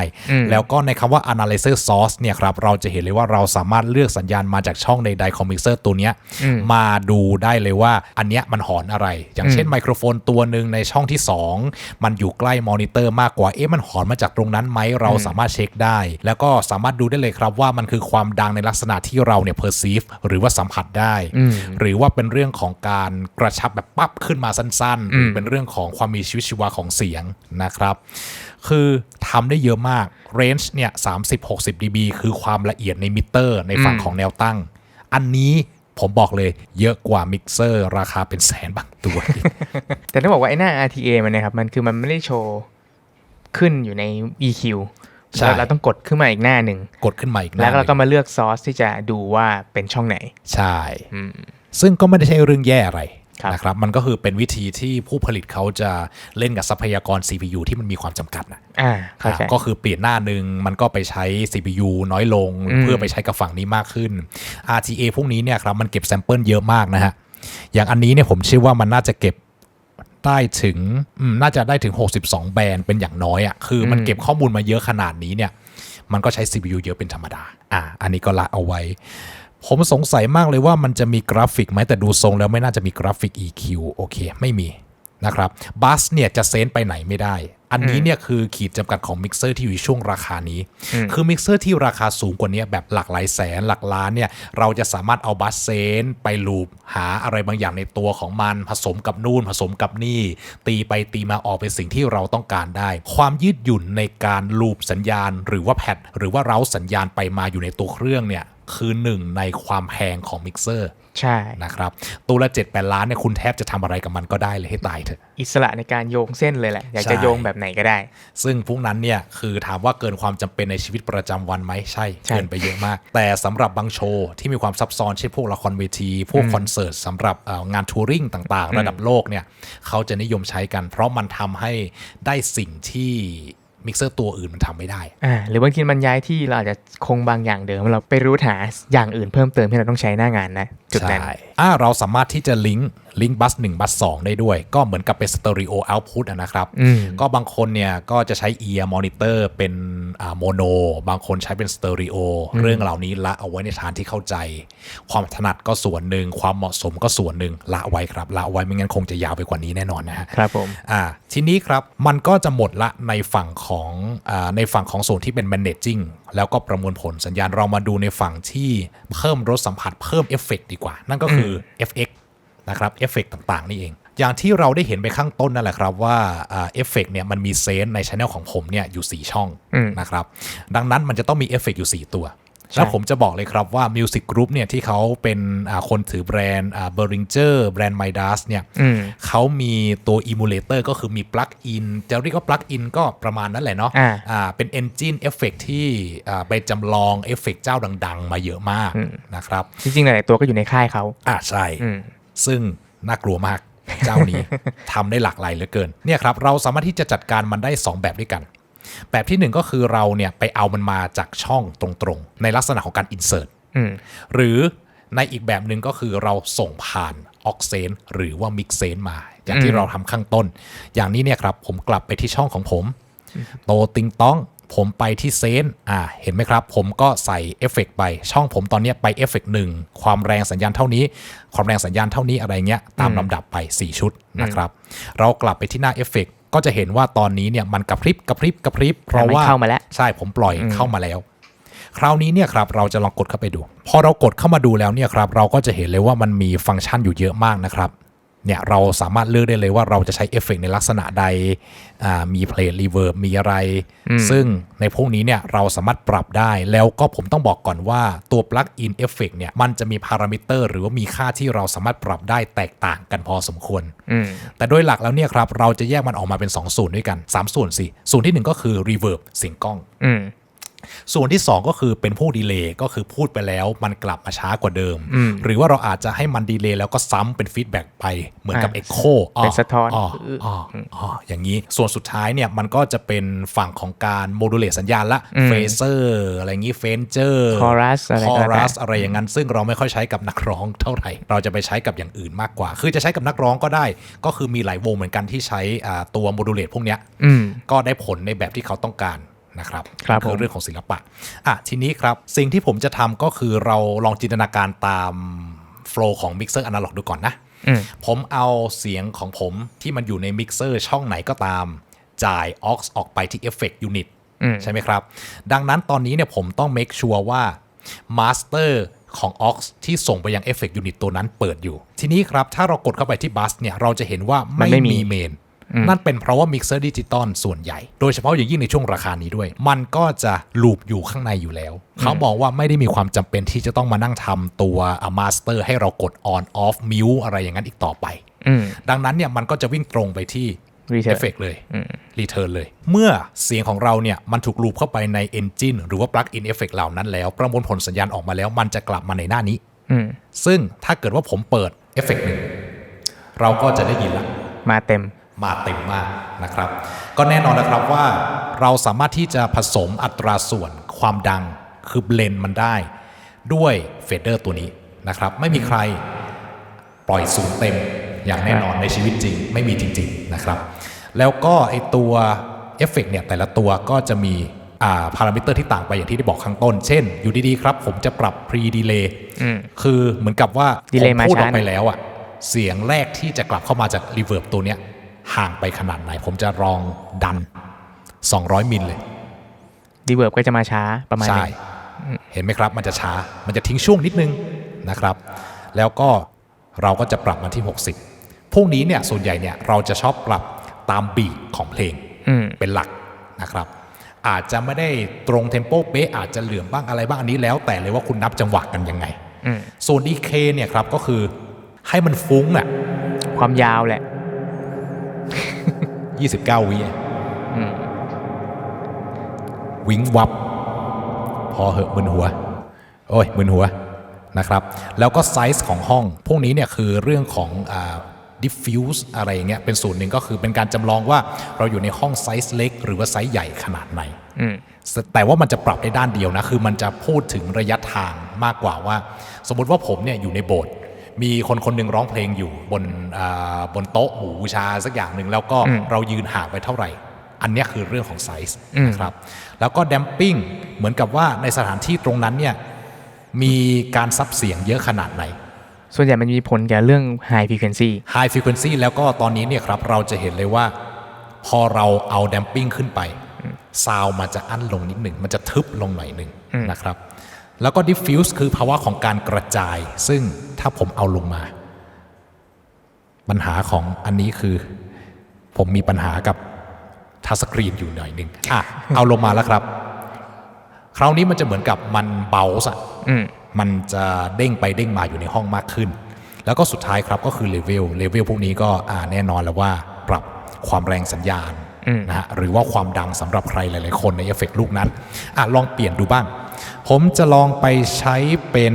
แอมเบียนซึเห็นไหมครับมันก็จะกลายเป็นอีกซาวด์หนึ่งซึ่งตอนนี้เนี่ยมันมีพารามิเตอร์ที่ปรับได้เนี่ยค่อนข้างที่จะใกล้เคียงกันก็ละเอาไว้แล้วนะครับเอาเป็นว่าแต่ละตัว Engine แต่ละตัว Plug in แต่ละตัวซาวด์ที่ได้ก็จะไม่เหมือนกันเลือกใช้ได้ตามความเหมาะสมทีนี้ครับสิ่งที่ผมเนี่ยอยากจะโชว์คุณอีกอันหนึ่งนะครับสำหรับพาร์ทนี้ก็คือว่าผมขอปิด Return ตัวนี้ก่อนเราจะเห็นเลยครับว่าในหน้า Effect เนี่ยผมกดไปสักอันหนึ่งแล้วผมลองเลือกดูมีสิ่งหนึ่งที่เขียนว่า Precision Limiter กดเข้าไปเนี่ยครับอันนี้ไม่ใช่เอฟเฟกต์นะครับอันนี้เนี่ยมีหน้าที่ในการคุมความแรงสัญญาณจากมิกเซอร์ตัวเนี้ยก่อนที่จะส่งไปหาลำโพงก่อนที่จะส่งไปหาแหล่งอื่นอาจจะป้องกันได้หลายอย่างครับเช่นป้องกัน transient ภาวะการกระชากแรงๆจากตอนที่เราเนี่ยเสียบสายกีตาร์ปุกปักหรือว่าสายไม่แน่นเสียงช็อตต่างๆหรือว่าบางที transient จากการตีพวกฉาบแฉแล้วมันก็พุ่งเยอะเกินไปแม้ว่าเราเนี่ยอาจจะฟังแล้วรู้สึกว่ามันก็ไม่ได้ดังเท่าไหร่แต่ถ้าเรารู้สึกแค่ว่ามันมีชีวิตชีวาอันนั้นเนี่ยสำหรับฝั่งของอิเล็กทรอนิกส์นะมันก็ค่อนข้างที่จะมีความแรงสัญญาณที่สวิงละ ทีนี้เนี่ยครับ precision limiter เนี่ยมันทำไว้เพื่ออะไรเอาอย่างนี้เลยถ้าเกิดว่าผมเนี่ยส่งเป็นบัสเซนมาตามปกติก็สามารถทำได้แต่ว่านั่นไม่ใช่สิ่งที่เราทำกันสิ่งที่เราทำกันเนี่ยครับก็คือเราจะ insert ไป master เลยไป master เนี่ยเราจะเห็นเลยครับว่าการ insert เนี่ยไม่มี2ทางเห็นไหมครับเราสามารถ insert พร้อมกันได้2ชุดแล้วก็เดี๋ยวมันก็ลูปกลับไปที่เดิมของมันเองทีนี้ครับเราจะกลับมาดูที่ช่อง9นะครับแล้วผมก็จะกดเข้าไปใน ch9 เราก็จะเห็นเลยครับว่ามันจะมีภาค insert เนี่ยเกิดขึ้นนะฮะอยู่ที่ช่อง4นะครับเห็นไหมครับมันจะเขียน fx4b แต่ทีนี้เนี่ยมันเป็น hall ได้ยังไงไม่เข้าใจผมกลับไปดูก่อนมันจะไม่ใช่ hall แต่ว่ามันจะวิ่งเข้ามาที่ precision limiter ที่มันเป็นอย่างนี้เป็นเพราะว่าแอปมันค้างมา 2-3 รอบแล้วนะครับผมต้องแจ้งก่อนว่าเวลาที่มันมีการอัปเดตแอปแต่ละครั้งเนี่ยเราอาจจะต้องทำใจนิดนึงบั๊กมันก็จะโผล่มาเขาซ่อมบั๊กนึงไปอีกบั๊กนึงก็โผล่มาความเสถียรพวกนี้เนี่ยก็สำคัญอย่างมิกเซอร์ตัวนี้เนี่ยครับเวลาที่เราเนี่ยเปิดแอปขึ้นมาใหม่ๆแล้วเราคอนเน็กเข้าไปมันจะใช้เวลาประมาณสักนาทีหรือว่า2นาทีที่มันจะส่งคอนฟิกูเรชันอะไรสักอย่างเข้าไปที่มิกซ์บางครั้งอาจจะไม่ทันการได้แต่ผมเชื่อว่าเดี๋ยว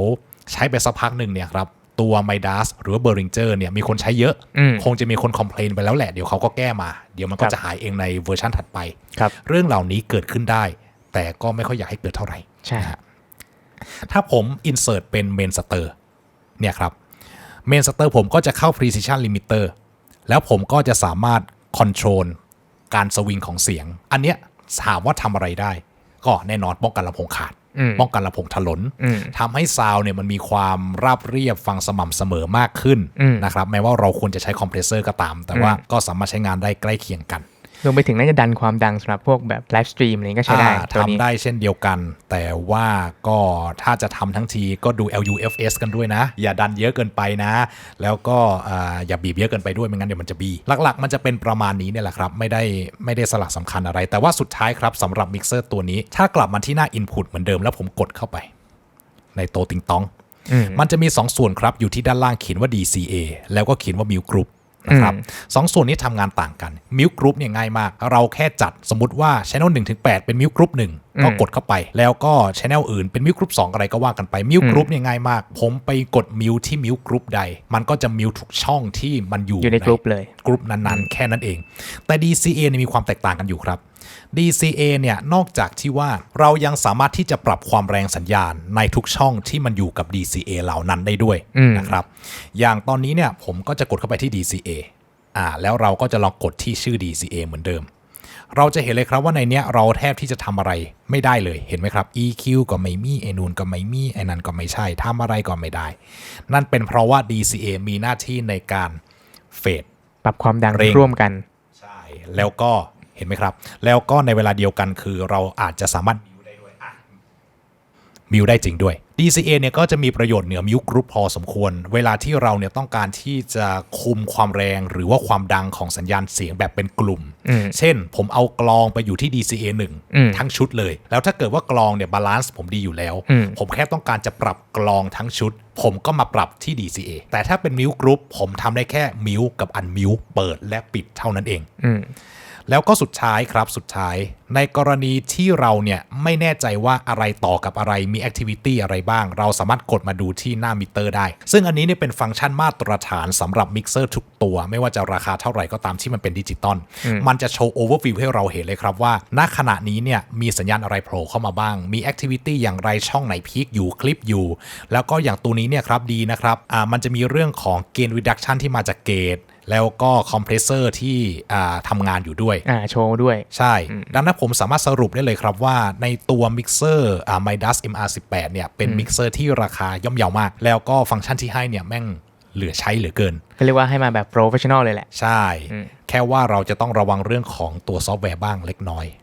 นะครับขอกลับเข้าไปดูที่บัสอีกทีหนึ่งผมโอเคไม่น่าจะมีกราฟิก EQ จริงๆด้วยนะครับสำหรับบัสเอาไหนผมลองกดอีกรอบหนึ่งไปที่ Main Out จะมีกราฟิก EQ ไหมก็ไม่มีเหมือนกันใช้ EQ 6 แบนเหมือนกันใช่เป็น EQ 6 แบนคือสำหรับผมมากเกินพอแต่สำหรับบางคนที่เคยชินกับกราฟิก EQ ก็อาจจะรู้สึกหงุดหงิดไปบ้างนะครับก็ประมาณนี้เลยครับสำหรับ MR18 จาก Midas ครับเรามาตัวถัดไปครับนี่เป็น Mackie DL32S DL32S เนี่ยนะครับสำหรับผมนะเป็นมิกเซอร์ที่เก่าแก่ตัวนึงเลยล่ะแล้วก็ขึ้นชื่อเรื่องของราคาต่อ1ช่องที่อยู่ในเกณฑ์ที่คุ้มค่าสุดๆแล้วก็ถ้าเกิดว่าคุณไปตามพวกโรงเรียนมัธยมอะไรอย่างนี้นะครับแล้วก็พวกโรงเรียนที่สอนศิลปะการแสดงเนี่ยจะเจอพวกนี้อยู่เยอะมากเหตุผลเนี่ยมันง่ายมากๆก็คือว่าในตู้ DL32S เนี่ยมันจะมีความแตกต่างไปจากตัว Midas MR18 ที่เราเพิ่งขี่กันไปเมื่อกี้ตรงที่ว่า MR18 เนี่ยฟังก์ชันมาบึมแล้วก็อาจจะทำให้ใครหลายๆคนงงแต่ในเวลากลับกันเนี่ยครับตัว Mackie เนี่ยเขาจะ simplify หลายสิ่งหลายอย่างลงบางฟังก์ชันบางออปชันของเขาเนี่ยก็จะน้อยกว่า Midas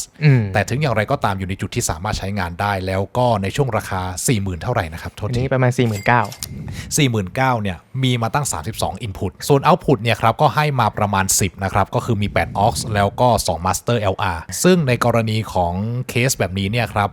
มันมี input มีช่องสัญญาณขาเข้าเหลือเฟือผมเคยเจอบางโรงเรียนเอาตัวเนี้ยมาใช้สำหรับงานละครเวทีงานแสดงประจำปีโรงเรียนโดยที่แบบเสียบกันอย่างสะบั้นหันแหลกเลยอะ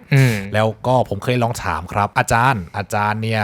คุมได้ยังไงเนี่ย32 ช่องเนี่ยมันไม่วุ่นวายหรือเขาก็บอกว่าก็ไม่เห็นจะวุ่นวายอะไรเพราะว่าซอฟต์แวร์มันเนี่ยค่อนข้างที่จะมินิมอลนะครับแล้วก็ทำให้คนที่ไม่ค่อยคล่องเรื่องของมิกเซอร์เท่าไหร่นักในมุมมองของความซับซ้อนทำงานได้สบายมากขึ้นด้วยแต่ทีนี้ครับก่อนหน้าที่เราเนี่ยจะไปเข้าสู่หน้าต่างของตัวแอปนะฮะผมต้องแจ้งก่อนว่าคุณต้องมีคู่มืออันนี้อยู่ในมือแล้วคุณต้องเปิดหน้าแรกนะฮะแล้วคุณก็ต้องอ่านให้ดีว่า Wi-Fi มีพาสเวิร์ดนะต้องใส่รหัสด้วยนะครับ ต้องใส่รหัสนะครับถ้าไม่ใส่รหัสเนี่ยก็อ้วกเลยตอนแรกเนี่ยผมก็ดูอยู่มันควรจะเป็น111111222อ๋อไม่ใช่มันเขียนว่า mix with Mackie ซึ่งมีตัว capital letter ด้วยมึนมากนะฮะ ผมก็จะลองใส่ให้ดูนะครับแล้วเราก็กด join กดเข้าไปดูครับก็คือจ่าย IP มาให้เราเรียบร้อยแล้วเช่นเดียวกันนะครับก็คือใช้งานได้ทันทีนั่นแหละเราก็จะมาที่ตัว Master Faderแอปชื่อ Master Fader เลยใช่ครับทีนี้ครับ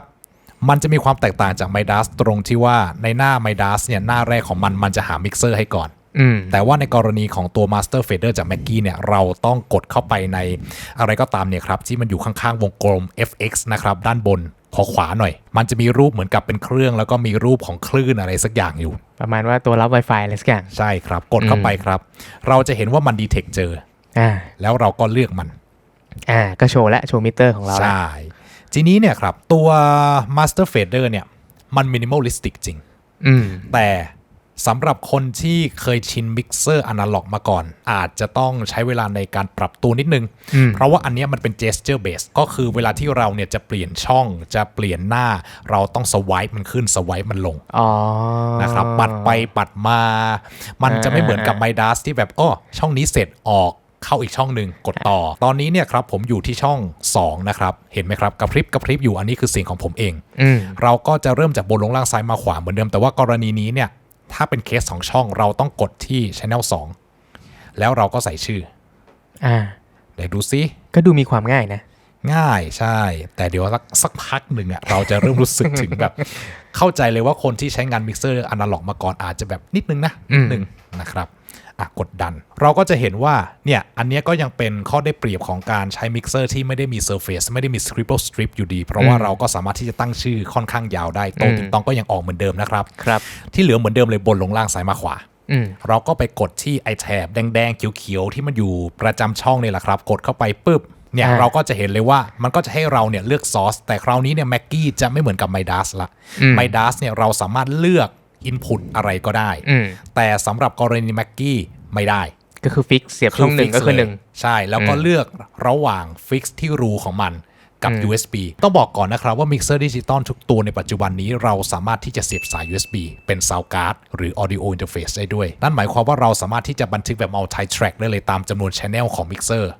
แต่ทีนี้เนี่ยก็ต้องขอบอกก่อนว่าเราอาจจะต้องกำหนดพวกบัฟเฟอร์ดีๆหน่อยนะถ้าเกิดว่าเราจะอัดแบบหลายๆช่องพร้อมๆกันมันไม่ได้แบบ32แล้วก็กดอัดแล้วมันจะได้เลยซะทีเดียวอันนี้คือเป็นเรื่องปกติสำหรับ Audio Interface ทั่วไปอยู่แล้วก็ขอบอกเอาไว้ก่อนก็แล้วกันเพราะว่าเคยมีหลายคนที่แบบยังไม่คุ้นกับพวกฝั่งของDigital Audio Workstation แล้วก็เอาไปใช้แล้วก็บอกใช้ไม่ได้รวมไปถึงมีค่า sampling rate ด้วยรู้สึกว่าพวกมิกเซอร์พวกเนี้ยมันจะไม่เหมือนอินเทอร์เฟซอย่างที่ว่าปกติถ้าเราเปลี่ยน sampling rate ในโปรเจกต์มันจะซิงค์ปุ๊บเข้าเลย แต่พวกมิกเซอร์มันเหมือนมันฟิกมา มันฟิกมาเหมือนมันให้ความสำคัญในการแสดงสดมากกว่าใช่ถ้าเครื่องมันฟิกอยู่เท่านี้ก็ต้องเท่านี้ไปก่อนส่วนใหญ่ก็24บิต 48K ใช่ประมาณนั้นทีนี้เราก็กลับมาดูว่าในกรณีที่เราเลือกเป็น B เนี่ยก็จะเอาสัญญาณที่ส่งกลับออกมาจากซอฟต์แวร์ DAW ของเราจากคอมพิวเตอร์ของเราผ่าน USB นะครับก็ตามช่องเลยใน DAW เนี่ยสมมุติว่าตอนนี้ผมอยู่ช่อง2ถ้าคุณต้องการเอาเสียงจาก DAW มาเข้า Channel 2คุณก็ต้องเอาไปที่ Output 2 ใน DAW คุณนะครับก็คือเลขตามช่องใช่แล้วก็ทีนี้ครับเราก็จะเห็นแล้วว่ามันมีความคล้ายกันอยู่นะเกณฑ์กับทริมเห็นไหมง่ายมากเลยชิลจะตายก็คือหลักการเดิมครับไม่มีอะไรเลยนะฮะทีนี้ฝั่งขวามือเนี่ยเราก็จะเห็นเลยครับว่าเนี่ยมันมี aux อยู่8 aux อย่างที่ได้คุยกันเอาไว้แล้วก็มี4ชุดเอฟเฟกต์เช่นเดียวกันแต่ทีนี้ครับสิ่งที่น่าสนใจก็คือในฝั่งของ assignment ของ Mackie เนี่ยให้มาอย่างบึมคำว่าบึมในที่นี้คืออย่างนี้ครับตอนนี้เนี่ยเราจะเห็นเลยว่าช่องของผมเนี่ยมัน assign ไปที่ LR mainถ้าผมกดออกคุณจะไม่เห็นไหมคุณจะไม่ได้ยินเสียงของผมเลยนะครับก็เหมือนกับเราไปกดที่ปุ่ม LR บน Channel ของ Mixer Analog ธรรมดาทีนี้ครับมันก็จะมีทั้งหมด6ซับกรุ๊ปแล้วก็6 VCA เนี่ยความจริงแล้วในฝั่งของMixer Digital มันจะเป็น DCA แต่ Mackie เนี่ยเขาก็พยายามที่จะใช้ศัพท์ที่คนฝั่ง Analog เนี่ยเขายังเข้าใจกันอยู่ทำงานแบบเดียวกันเลยครับมิวได้เฟดได้คุมความแรงหรือความดังของสัญญาณเป็นกลุ่มได้แล้วก็มีมิวกรุ๊ปอย่างที่บอกเอาไว้ก็คือมิวกับไม่มิวแล้วก็มีวิวอันนี้วิวเนี่ยถ้าเกิดว่าเราพูดในมุมมองของคนที่ใช้มิกเซอร์ดิจิตอลเป็นประจำในราคาประมาณ100,000 กว่าบาทขึ้นไปเราจะคุ้นเคยกับคำว่าคัสตอมเลเยอร์เหมือนเวลาโชว์ในหน้าในแต่ละเฟเดอร์อย่างตอนนี้เนี่ยครับถ้าเกิดว่าผมกลับมาที่ตัวเฟเดอร์ซึ่งตอนนี้เนี่ยเราก็จะเห็นว่ามันค่อนข้างเยอะนะครับมันค่อนข้างที่จะเยอะแล้วก็โอ้โหถ้าเกิดว่าเลื่อนเนี่ยดู32ไมล์เนี่ยอ้วกแตนสิ่งที่บรรดาโรงเรียนทั้งหลายที่ผมเคยทำงานร่วมด้วยแล้วเขาใช้รุ่นนี้เนี่ยเขาชอบกันมากก็คือเขาสามารถที่จะแอดไซน์มันไปในสิ่งที่เรียกว่าวิวหรือว่าอาจจะเป็นคัสตอมเฟดเดอร์คัสตอมเลเยอร์ในมุมมองของดิจิตอลมิกเซอร์ราคา100,000 กว่าบาทขึ้นไปจนถึงหลักหลายล้านนะครับอย่างสมมุติว่าผมเนี่ยจะเอาช่องของผมไปอยู่ที่หน้าหนึ่งเช่นว่าผมอาจจะเป็นนักร้องประสานเสียงผมมีไมโครโฟนในกลุ่มของผมเนี่ยประมาณ6คนเราก็เอาไมโครโฟนเนี่ยคอนฟิกไปที่วิว A ก็คือหน้า A นะครับแล้วเราก็ออกมาที่หน้าปกติแล้วก็คุณจะเห็นครับมันจะมีคำว่าเมนสีขาวๆอยู่นะครับเมนด้านขวาคุณกดไปที่คำว่า all ข้างล่างเมน1ทีแล้วคุณก็จะเห็นครับว่าเห็นไหมมันจะมี view A B C D E F นั่นคือ custom fader หรือว่า custom layer นะครับคุณกดไปที่ A ที่ผม assign ไว้เราก็จะเจอแค่ไมค์ของเราตัวเดียวละอันนี้เนี่ยครับสามารถ assign ได้ค่อนข้างอิสระเลยนะครับแล้วก็ทำให้เราเนี่ยย่นจำนวน channel ที่เราไม่อยากจะรู้ไม่อยากจะเห็นในช่วงเวลาใดๆไปได้เยอะมากซึ่งถ้าถามว่ามันเทียบเท่ากับมิกเซอร์ดิจิตอลที่อยู่ในช่วงราคา100,000 กว่าบาทขึ้นไปที่มันมีแบบ scene management แล้วก็โชว์ขึ้นมาเป็นเลเยอร์ไหมก็ไม่ถึงขนาดนั้นแต่มันทำให้งานมันง่ายขึ้นงานมันสะดวกอย่างเช่นเขาอาจจะมีงานตีว่าเป็นโรงเรียนอาจจะมีงานใช้งานหลายอย่างอย่างเช่นเขาเป็นงาน MC พูดเฉยๆงานประกาศอะไรของเขาก็อาจจะมีแค่แบบไม่มีคอมพิวเตอร์เปิดเพลงอะไรสัก 4-5 channel จบแล้วอีกอันนึงเป็นงานแสดงดนตรีของนักเรียนมีสัก16 channel ก็สะดวกใช่สะดวกมากทีนี้ครับก็จะกลับไปที่เดิมนะครับไปที่เนี่ยเราก็จะกดไปที่ A หรือว่า all เหมือนเดิมแล้วกลับไปที่เนี่ยตำแหน่งออโต้เนี่ยครับง่ายมากถ้าเกิดว่าเราเนี่ยไปทำอะไรกับในช่องหนึ่งมากเป็นพิเศษมันก็จะโชว์ในวิวที่ช่องนั้นไป associate อยู่แต่ว่ามันจะต้องร่วมกับช่องอื่นด้วยนะอันนี้ก็คือเป็นออโต้แต่ผมก็ไม่ค่อยได้ใช้เท่าไหร่ส่วนใหญ่เราก็แอดไซน์ไปตรงๆเลยแล้วก็เข้าหน้านั้นตรงๆเลยเช่นเดียวกันทีนี้เนี่ยเมื่อคุณเห็นแล้วครับว่าผมเนี่ยสวายเลื่อนไปเลื่อนมาให้คุณดูแล้วผมก็บอกแล้วว่า Master Control เนี่ยของ Mackie มันคือการสวายแบบ gesture เราจะกดเข้าไปในที่เดิมตอนนี้ผมอธิบายฝั่งนี้หมดแล้วเราไม่คุยกันอีกแล้วผมจะลองเลื่อนนะครับปุ๊บกลับมา Channel 1ละเลื่อนขวาปุ๊บ Channel เดิมของผมคือเขาดีไซน์มาค่อนข้างให้ใช้งานพวก iPad อะไรเนี่ยใช้งานได้ดีเลยใช่แล้วก็เลื่อนไปเรื่อยๆเราก็จะเห็นว่ามันก็ไปชิวๆเนี่ยครับทีนี้ครับซ้ายขวาเรารู้ละเราเลื่อนปุ๊บเลื่อนขึ้นก็ยังเป็นของฝั่งพวก EQ compressor อะไรต่างๆใช่แต่เราจะเห็นเลยว่ามันจะมีความยืดหยุ่นน้อยกว่า Midas MR18 อยู่นะครับเพราะว่ามันจะมีแค่4แบนด์บวกกับ High Pass Filter อีกทีหนึ่งซึ่ง High Pass เนี่ยเราก็ลากได้เลยเห็นเนี่ยอย่างเงี้ยง่ายมากเนี่ยแล้วเราก็ออนมันที่ตำแหน่งนี้ แล้วก็อันนี้ก็เหมือนกันครับลากแหกขยับไปมาได้นะครับโดยที่เราสามารถปรับชนิดของฟิลเตอร์เนี่ยได้ที่แบนด์สุดท้ายซึ่งเป็นแบนด์ที่รับผิดชอบในฝั่งความถี่สูงจะเชลฟ์ได้ในลักษณะนี้นะครับหรือว่าจะเบลเป็นพาราเมตริกปกติอันนี้ไม่ได้มีอะไรสลักสำคัญแต่มี RTA มาให้ด้วย RTA ก็โชว์ในหน้านี้เลยแต่จะโชว์ในหน้านี้เลยใช่แล้วครับแล้วก็จะมีฟังก์ชัน RTA ให้เราเนี่ยดูในหลายแบบอย่าง Spectrum เราก็จะเห็นเป็น Waterfall ซึ่งตัวนี้ก็ถือว่าเป็นเรื่องที่ดีครับถ้าเกิดว่าเราเนี่ยไปเจอความถี่ที่มันหอนเวลาที่มันหอนเนี่ยฝั่งซ้ายสุดเนี่ยของไอตัว Spectrum เนี่ยก็คือความถี่20 Hz ความถี่เสียงต่ำที่สุดทางขวาคือ20 กิโลเฮิรตซ์เป็นความถี่ที่สูงที่สุดเวลามันหอนเนี่ยครับมันจะมีสีแดงหรือว่าเป็นสีที่สว่างมากๆโชว์ขึ้นมาให้เราเห็นว่ามันหอนที่แถวนี้เราก็แค่ไปดูว่ามันอยู่แถวไหนแล้วก็เอาไปเคลียร์ปะเคลียร์ไปเนี่ยครับสมมุติว่ามันหอนที่ตำแหน่งเลข3ผมก็เอาเลข3ลงแค่นั้นเองถือได้ว่าง่ายแล้วก็ชิลปิดเปิดได้อย่างชิวๆมีพรีเซตมาให้ครับคือใน Midas มันก็มีนะครับซึ่งพวกนี้เนี่ยความจริงผมจะขอละเอาไว้เพราะว่าพรีเซตเนี่ยปกติเราไม่ได้ใช้แต่สำหรับคนที่ต้องการแบบงานเร็วงานด่วนงานเผาก็เริ่มจากพรีเซตแล้วค่อยปรับนิดปรับหน่อยให้มันเข้าที่ก็ได้เช่นเดียวกันเหมือนประมาณว่าโหลดไม่เข้าไปก่อนใช่ประมาณนั้นส่วนใหญ่เนี่ยมันจะมีกันหมดอยู่แล้วครับทุกรุ่นแล้วก็อันนี้ครับจะมีลักษณะของ EQ ที่เป็นโมเดิร์นกับวินเทจ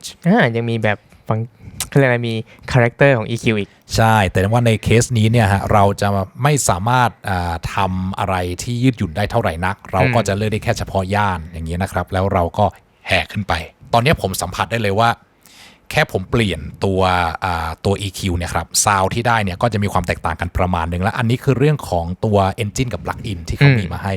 แม้ว่ามันจะไม่ได้แบบมีอะไรเยอะและสลักสำคัญมากมายนักแต่ว่าถือได้ว่าใช้งานได้โอเคเลยใช่นะครับแล้วก็พอเราเลื่อนลงไปอีกก็เป็นฝั่งของไดนามิกแล้วเกตคอมอะไรอย่างนี้ซึ่งอันนี้ก็จะมีความยืดหยุ่นน้อยกว่าตัว Midas เช่นเดียวกันคือมันจะมีแค่พื้นฐานแล้วเราก็เลือกได้ว่ามันจะเป็นวินเทจหรือว่ามันจะเป็นโมเดิร์นก็แล้วแต่เลยวัสดุยังไงแล้วก็ในตัวปลั๊กอินเนี่ยมีเสียงที่ต่างกันจริงต้องบอกว่าด้วยพื้นเพของทางแม็กกี้เขาก็ค่อนข้างมีชื่อในอุปกรณ์บันทึกเสียงมาประมาณหนึ่งใช่เขาก็เลยจะมีอะไรที่เป็นแบบหน้าตาเป็น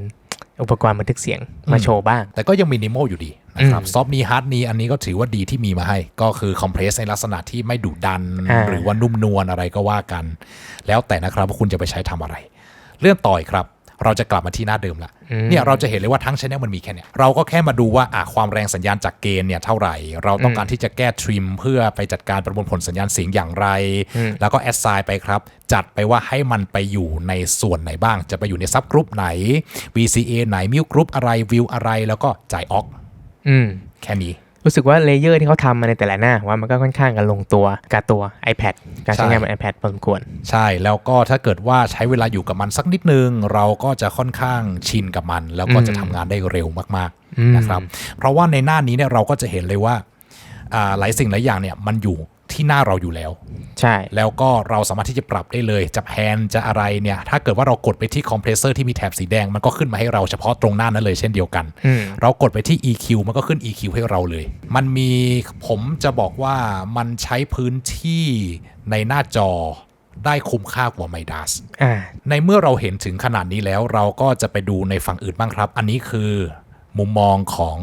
มันจะเป็นเหมือนกับมิเตอร์ของ Midas นั่นแหละแต่ว่าคราวนี้เนี่ยเราจะเห็นตำแหน่งเฟดเดอร์ด้วยแล้วก็มีมิเตอร์วิ่งแป๊บด้วยแต่เราก็ถ่ายมันได้ด้วยไหมครับเฟดเดอร์ได้แต่ไม่ละเอียดไม่แนะนำผมไม่เคยแนะนำเลยมันจะได้แบบว่าเผื่อระวังว่าแบบบางทีเปิดมาหน้านี้แล้วมือถ่ายไปโดนใช่มันจะมีอย่างนี้อยู่เยอะครับก็ต้องทำใจนิดนึงนะฮะส่วนอันนี้ก็คือเนี่ยก็เป็นแบบช่องแบบแถวแบบรวมเป็นแบบนี้เลยง่ายๆสั้นๆทีนี้ครับเราก็จะกลับมาดูที่เอฟเฟกต์มี4ชุดเหมือนกันเราสามารถเลือกเอฟเฟกต์ได้ปึ๊กเอาอะไรก็ใส่ไปเนี่ยครับแต่ว่ามันจะค่อนข้างแบบพื้นๆนะฮะมันจะไม่ได้มีอะไรที่แบบสลักสำคัญแล้วก็ซับซ้อนมากมายแต่ว่าส่วนใหญ่แล้วเนี่ยเราจะเห็นเลยว่าในชุดรีเวิร์บมันก็จะเหมือนกับ Midas ตรงที่ว่ามันมีส่วนที่เราปรับแต่งค่าได้ที่เหมือนกันแต่ว่าซาวด์ที่ได้สำเนียงที่ได้มันจะถูกทำมาที่ได้แตกต่างกันแล้วเราก็เขี่ยกันต่อเอาเองซึ่งก็ให้พารามิเตอร์มาประมาณนึงนะประมาณหนึ่งใช่เยอะพอสมควรมันมีหน้าที่2ด้วยครับโอ้งั้นเยอะเลยเนี่ยใช่ก็ค่อนข้างเยอะตามสภาพเลยครับแล้วก็ทีนี้เนี่ยสมมุติว่าผมจะกลับไปที่ช่องของผม แล้วผมก็จะส่งเซนส์ไปที่เอฟเฟกต์สมมุติว่าผมจะเซนที่เอฟเฟกต์หนึ่งผมก็เขี่ยไปแค่นี้ครับผมก็จะกลับมาที่หน้าเฟดเดอร์รวมแล้วผมก็จะเขี่ยไปครับคือขี้เกียจไงเราก็จะเขี่ยไปขำๆเราจะเห็นเลยครับว่าในตัว Mixer Mackie DL ตัวนี้เนี่ยครับมันค่อนข้างที่จะมีความละเอียดอยู่ในมุมมองของ Master Output ในแต่ละบัสเพราะว่าคราวนี้เนี่ยแม้ว่ามันจะลูปมันอยู่ข้างในเหมือน Midas แต่เขาก็มีเฟดเดอร์ส่งมาให้นะครับผมก็เลื่อนขึ้นมาสวยงามนะครับซึ่งตอนแรกเนี่ยผมก็กดเลือกเอาไว้แล้วไงว่าในเอฟเฟกต์ชุดที่1เนี่ยมันเป็น Large Room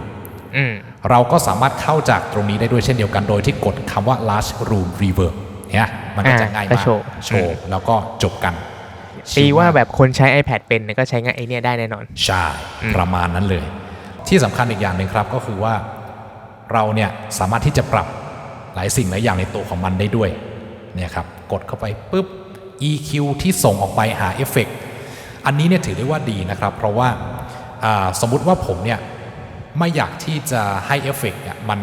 ส่งอะไรกลับมาแบบเต็มย่านแล้วบางทีหลายครั้งเนี่ยเวลาที่เราใช้เอฟเฟกต์มันก็จะค่อนข้างขุ่นค่อนข้างมัวเราคัดออกได้อีกคัดออกได้เนี่ย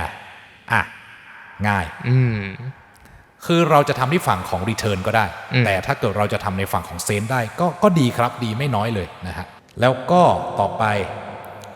assign ได้แค่นั้นเองมีแค่2ส่วนแล้วก็สามารถส่งออก aux ได้ด้วยกรณีที่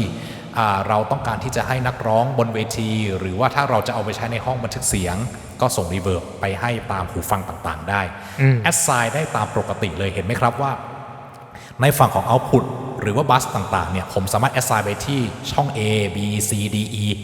ได้ด้วยแล้วเราก็สามารถ assign ซ้ำๆกันไปซ้ำๆกันมาได้ด้วยให้มันเหมาะสมกับลักษณะงานของเราแล้วก็หมดละทีนี้เราก็แค่กลับมาที่ช่อง1ใหม่ปึ๊บทีนี้เราก็จะมาดูในฝั่งของซับกันบ้างครับในฝั่งของซับเนี่ยมันก็จะมีในสิ่งเดิมๆของมันนะฮะไม่ได้มีอะไรแตกต่างแต่สิ่งที่เราสามารถทำได้ง่ายๆเลยสำหรับการ assignment ต่างๆไม่ว่าจะไปซับกรุ๊ปไป VCA ลืมไปเขาเรียกว่า VCA นะสำหรับตัวนี้เราก็แค่กดเนี่ยเลือกจากตรงนี้ก็ได้นะครับปกติแล้วเนี่ยถ้าเราจะเอาแบบละเอียดเช่นเซตอัพทีละ channel ของขาเข้าเราจะ assign ตรงนี้ก็ได้เห็นไหมไปซับ3กดปุ๊บสมมุติแต่ถ้าเกิดว่าเฮ้ยอยากจะ assign ทีเดียวอยากจะ add ทีเดียวเลยไปที่ขาออกปุ๊บซับ3ปุ๊บเห็นไหมครับเบอร์2โตติงตองก็จะถูกจัดมาอยู่ที่ตรงนี้แล้วก็เรียกว่ามีความ flexible นะ flexible ทำได้2ทางเป็นซอฟต์แวร์ที่สามารถจัดการกับอะไรก็ตามได้2ทางคือคุณจะทำกับมันก่อนแบบละเอียดทีละช่องหรือว่าคุณจะค่อยกลับมาทำทีเดียวตุ้มเดียวเลยก็สบายผมว่ามันทำให้เวลาเราเช็คว่าสัญญาณมันออกอันนี้อะไรบ้างมันส่งมาครบเปล่าวะเรากดดูที่ฝั่ง output ก็เช็คได้ VCA ก็จะชิลเหมือนกันเห็นไหมครับ assignment ได้เหมือนกันทำได้ทั้งในฝั่งของ channel แล้วก็ทำที่ฝั่งของ VCA แบบเหมารวมเลยก็ได้แล้วแต่เลยว่าคุณจะชอบอีท่าไหนคุณจะเล่นท่าไหนดีแล้วก็พวกนี้เนี่ยครับคุณสามารถที่จะตั้งชื่อได้เหมือนกับตัว input ทั่วไปไม่ต้องห่วงนะครับทำงานได้ชิลมากไอ้นี้ด้วยใส่ไอคอนได้ด้วยมีรูปให้ดูโอเคคือผมมองว่า layout ตัวนี้มันทำให้เราเนี่ยสามารถทำงานได้เร็วขึ้นแหละเพราะว่ามันมีทั้งโค้ดสีมีทั้ง labelแต่ว่าเมื่อเราใส่ชื่อลงไปแล้วเราใส่ตัวไอคอนลงไปเนี่ยตัวชื่อมันจะเล็กลงนิดนึงนะครับก็ต้องทำใจหน่อยแต่ก็ถือได้ว่าใช้พื้นที่ใน iPad ได้คุ้มค่าแล้วก็ต่อไปครับเราก็จะมาดูที่ฝั่งขวาสุดๆละก็คือในฝั่งของเมนเนี่ยเขาให้อะไรเรามาบ้างแน่นอนครับในปุ่มบนสุดนะครับที่เป็นแท่งๆเราจะเห็นเลยว่าตอนนี้ทุกช่อง assign มาที่เมนหมดตามมาตรฐานตาม default ที่มาจากโรงงานต่อไปครับเราจะเห็นว่ามันมี equalizer มาให้แต่ก็ยังเป็น full band ก็ยังเป็น full band แต่ว่าอันนี้ดีหน่อยครับมี low pass filter มาให้ด้วยเผื่อว่าเราอาจจะไปเจอกับตู้ลำโพงที่ไฮจัดๆอะไรอย่างนี้นะฮะก็คือลดทอนมันลงไปได้ high pass low pass ชิลสบายฟึบต่อไปมีกราฟิก EQ ให้ด้วยซ้อนไปอีกชั้นหนึ่งใช่ซ้อนไปอีกชั้นหนึ่งซึ่งสำหรับผมนะผมมองเลยว่ามีมาเนี่ยก็ดีแม้ว่าจะไม่ได้ใช้แต่ก็อุ่นใจดีและที่สำคัญก็คือมันสามารถกดปุ๊บลากเอาแต่ว่าทัชสกรีนผมมัน ทัชสกรีนมันไม่ค่อยไปไม่ได้เกี่ยวกับแอปนะครับอันนี้ทัชสกรีนล้วนๆเลยทีนี้เนี่ยถ้าเกิดว่าเราขี้เกียจละมันเยอะไปขี้เกียจลากเรา draw แม่งเลยแล้วก็ลากเอา วาดเลยวาดรู ได้ ป เลยอาจจะเป็น สวยงาม ปีกนกหรืออะไรก็แล้วแต่ใช่ครับ คือมันออกแบบมาสำหรับเอนจิเนียร์ที่มีประสบการณ์ส่วนหนึ่ง แล้วก็ออกแบบมาสำหรับนักดนตรีส่วนหนึ่งด้วยที่ต้องการจะเชฟโทนอย่างรวดเร็วแม็กกี้ค่อนข้างโอเค แล้วก็เราก็จะออกกลับมา RTA ก็มีเหมือนเดิมหน้าต่อไปมีอะไรอีกไหมหน้าต่อไปก็จะเป็นอันนี้ครับคอมเพรสเซอร์ซึ่งอันนี้ก็จะเป็นในมุมมองของการคอมเพรสทำให้ซาวด์มีความสม่ำเสมอมากขึ้น แต่ถ้าเกิดว่าเราเนี่ยอยากจะใช้ให้มันเป็นลิมิเตอร์คือป้องกันไม่ให้ลำโพงขาดอะไรเนี่ยคุณก็เรโชไปจนสุดเลยฮะมันก็กลายเป็นลิมิเตอร์ละเรื่องเหล่านี้ก็เข้าใจกันดี แล้วก็ต่อมาอีกครับเราจะเห็นมิวกรุ๊ปมิวกรุ๊ปเห็นไหมแอดไซน์ได้ขึ้นมาแล้วเลือกเลยว่าจะเอาอะไรใช่ทำได้2ทางเช่นเดียวกันสาเหตุที่มิวกรุ๊ปเนี่ยมันไม่ได้ไปอยู่ในหน้าไอ้พวกเนี้ยเป็นเพราะว่ามันไม่จำเป็นจะต้องปรับความแรงสัญญาณไงมันแค่มิวไงมันก็เลยอยู่ฝั่งนั้นนะครับแล้วก็ส่วนตัว LR อันเนี้ยเราบอกไปแล้วทีนี้ครับเนื่องจากว่าทุกสิ่งทุกอย่างมันทำ2ทางได้สำหรับ Master Control แล้วก็ Mackie ตัวนี้เราก็จะมาดูอีกด้านหนึ่งครับของการแอดไซน์แล้วก็ส่งบัสส่งออกกันบ้างอย่างตอนนี้เนี่ยครับผมกดไปที่คำว่าเมนปึ๊กครับมันจะโชว์มาเลยครับอันนี้เหมือนเราโชว์หน้ามิกซ์ของเมนอยู่ใช่ทีนี้เราก็ไปที่สมมติไปที่ออก2ปั๊กแล้วเราก็เคลียร์กลับไปเราจะเห็นเลยครับว่าขณะนี้เนี่ยอันนี้คือมิกซ์ที่ส่งไปที่ออก2ซึ่งถามว่าแบบนี้มีประโยชน์ไหมมีนะครับถ้าสมมุติว่าผมเนี่ยไปตั้งออก2ให้เป็นชื่อเช่นมือเบสมือกีตาร์แล้วทีเนี้ยผมต้องการจะปรับจ่ายสัญญาณช่องเนี้ยเข้าไปให้กับทุกคนเราก็แค่กดปุ๊บอันที่1เป็นกลองใส่ไปแล้วก็มีมาสเตอร์นี่นะอย่าลืมนะแล้วก็อันที่2ปุ๊บเห็นไหมใส่ไปอะไรเงี้ยคือแม่งเร็วอยู่ในโลจิกของว่าเฮ้ยเรากำลังมิกให้คนนี้ใช่มันก็จะดูง่ายกว่าที่เวลาเรามานั่งเซนทีละอันส่งทีละอันนี้มันจะมีความงงนิดนึงแต่ว่ามันก็จะคล้ายกับอนาล็อกใช่ครับคือ Yamaha จะชอบเรียกวิธีนี้ว่า sense on fader แต่ว่าศัพท์พวกนี้เนี่ยผมก็ไม่แน่ใจว่ามันจะข้ามยี่ห้อกันได้ไหมมันไม่ได้มีทางการเท่าไหร่แต่ว่าโลจิกมันก็จะประมาณนี้แล้วก็ส่วนใหญ่ทุกอย่างเนี่ยครับก็จะมีประมาณนี้หมดเลยเห็นไหมถ้าเกิดว่าเรา assign VCA เรากดไปที่หน้านี้มันก็จะโชว์มาว่ามีกี่ channelเนี่ยมันทำได้หลายทางมากๆแต่อย่างที่บอกนั่นแหละครับคนที่ใช้อนาล็อกมาเป็นประจำอาจจะมึนกับตัวนี้หน่อยเพราะมันต้องสไวป์มันต้องปัดมีเจสเจอร์บ้างอะไรบ้างแต่ถ้าคุณคุ้นผมบอกเลยว่าไม่ได้ยากเลเยอร์ที่ดีไซน์มาก็ค่อนข้างดีใช่ครับแล้วก็ที่เหลือเอาเข้าจริงเนี่ยมันจะเป็นฝั่งของการ manage ละอย่างคำว่าโชว์เราสามารถที่จะเซตได้เลยครับว่าโชว์เนี้ยทั้งโชว์คือโชว์อะไรแล้วก็เราจะมีคำว่า snapshot อยู่ข้างล่างระบบโชว์กับ snapshot เนี่ยครับมันจะ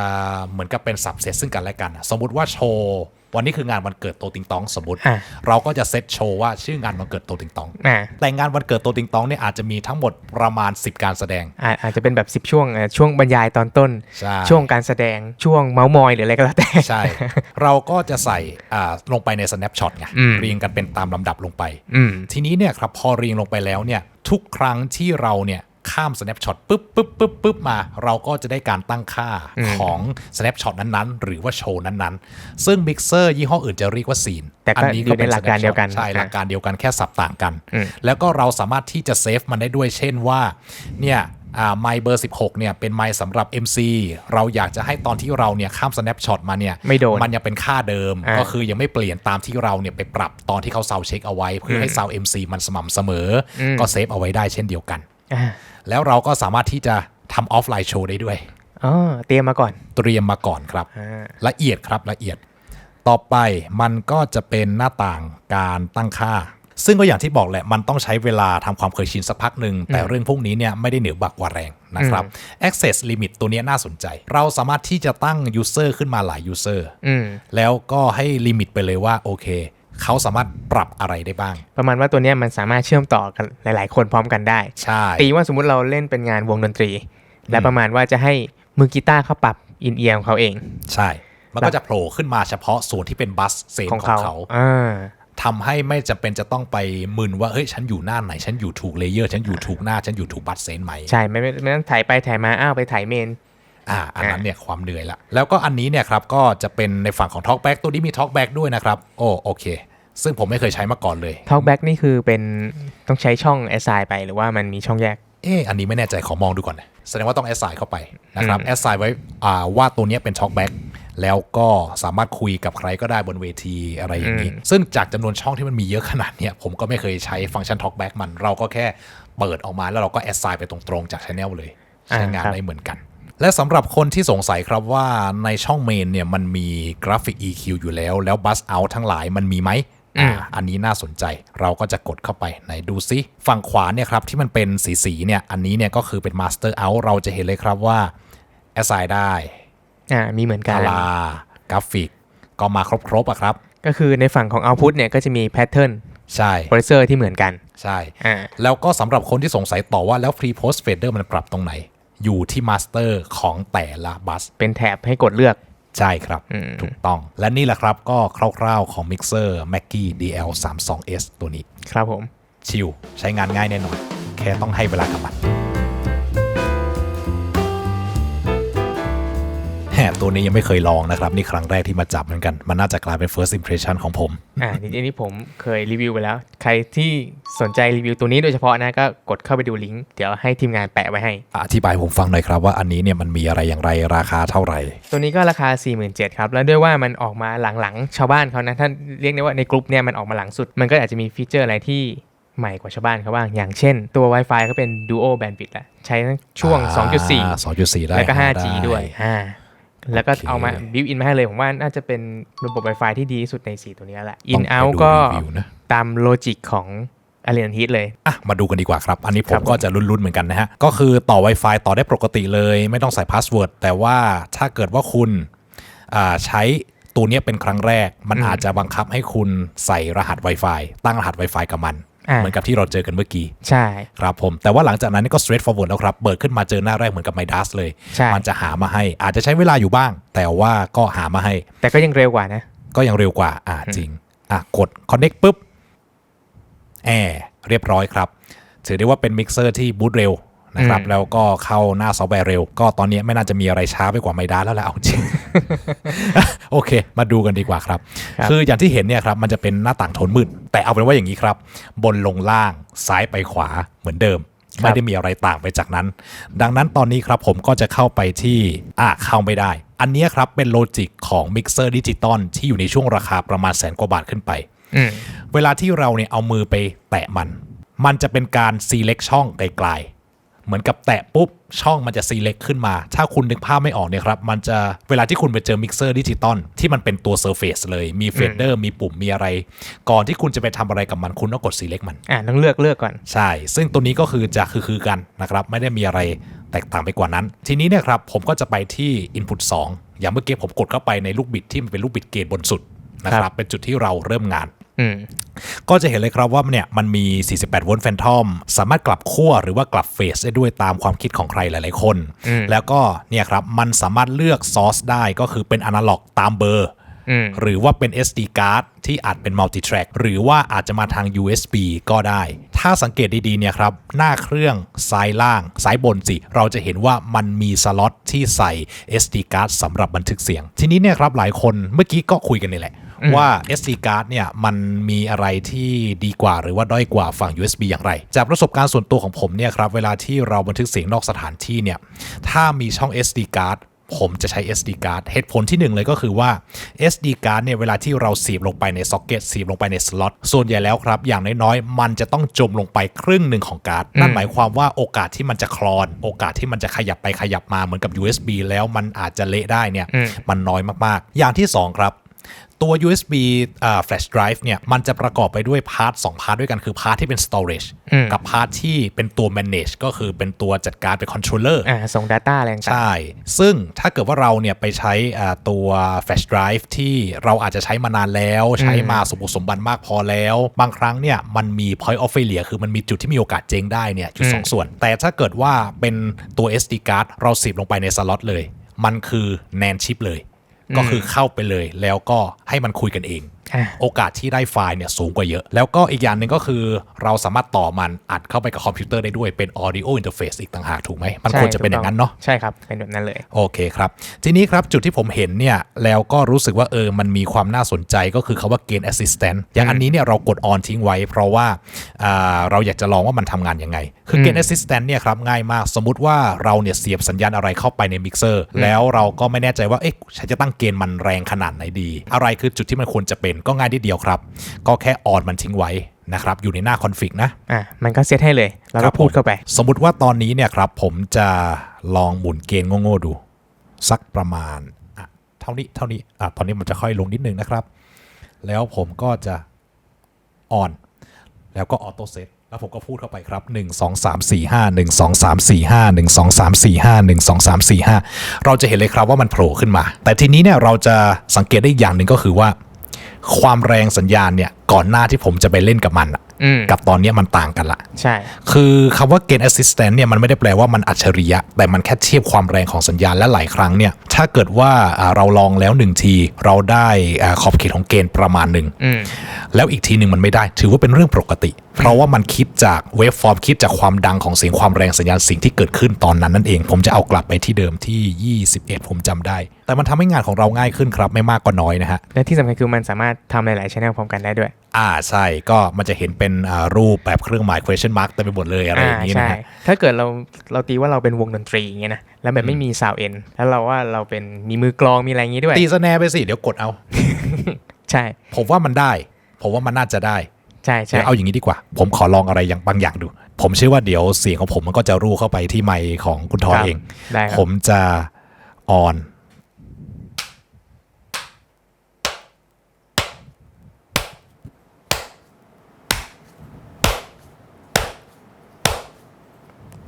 ได้จริงด้วย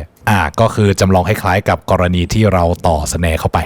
นะครับคือมันจะเป็นตัวที่ make sure ว่าอย่างน้อยๆเนี่ยสัญญาณที่เข้าไปไม่พีคไม่คลิปใช่ไม่แตกไม่พร่าประมาณนั้นแล้วก็จะสะดวกถ้าเกิดเรามีใช้หลายไมค์อะไรเงี้ยอย่างเช่นกองมันต้อง 7-8 ไมค์กันอยู่แล้วเนาะใช่เราก็กดเซตมันทั้งหมดเลยตีว่า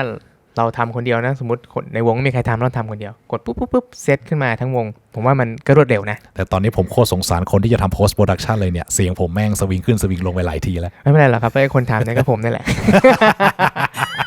โอเคแล้วก็ที่เหลือเนี่ยครับมันก็จะไม่ได้มีอะไรสลักสำคัญแล้วครับก็เห็นไหมเราสามารถที่จะลิงก์ input ได้ลิงก์1ลิงก์2ได้นะครับแล้วก็เลือก source ได้ตามที่เรากดไปในหน้าแรกในฝั่งของ processing นะครับแล้วก็เราสามารถที่จะใส่ชื่อใส่ color ใส่อะไรได้หมดไหนลองซิโตติงตองดูซิว่าจะมาหน้าตาไหนใช่สำหรับผมเรื่องนี้เนี่ยสำคัญมากเลยนะสุดครับสุดที่6ตัวอักษรสุดที่6ตัวอักษรนะครับไปไกลกว่านี้ไม่ได้แต่ถ้าเกิดว่าเราใส่สีกด apply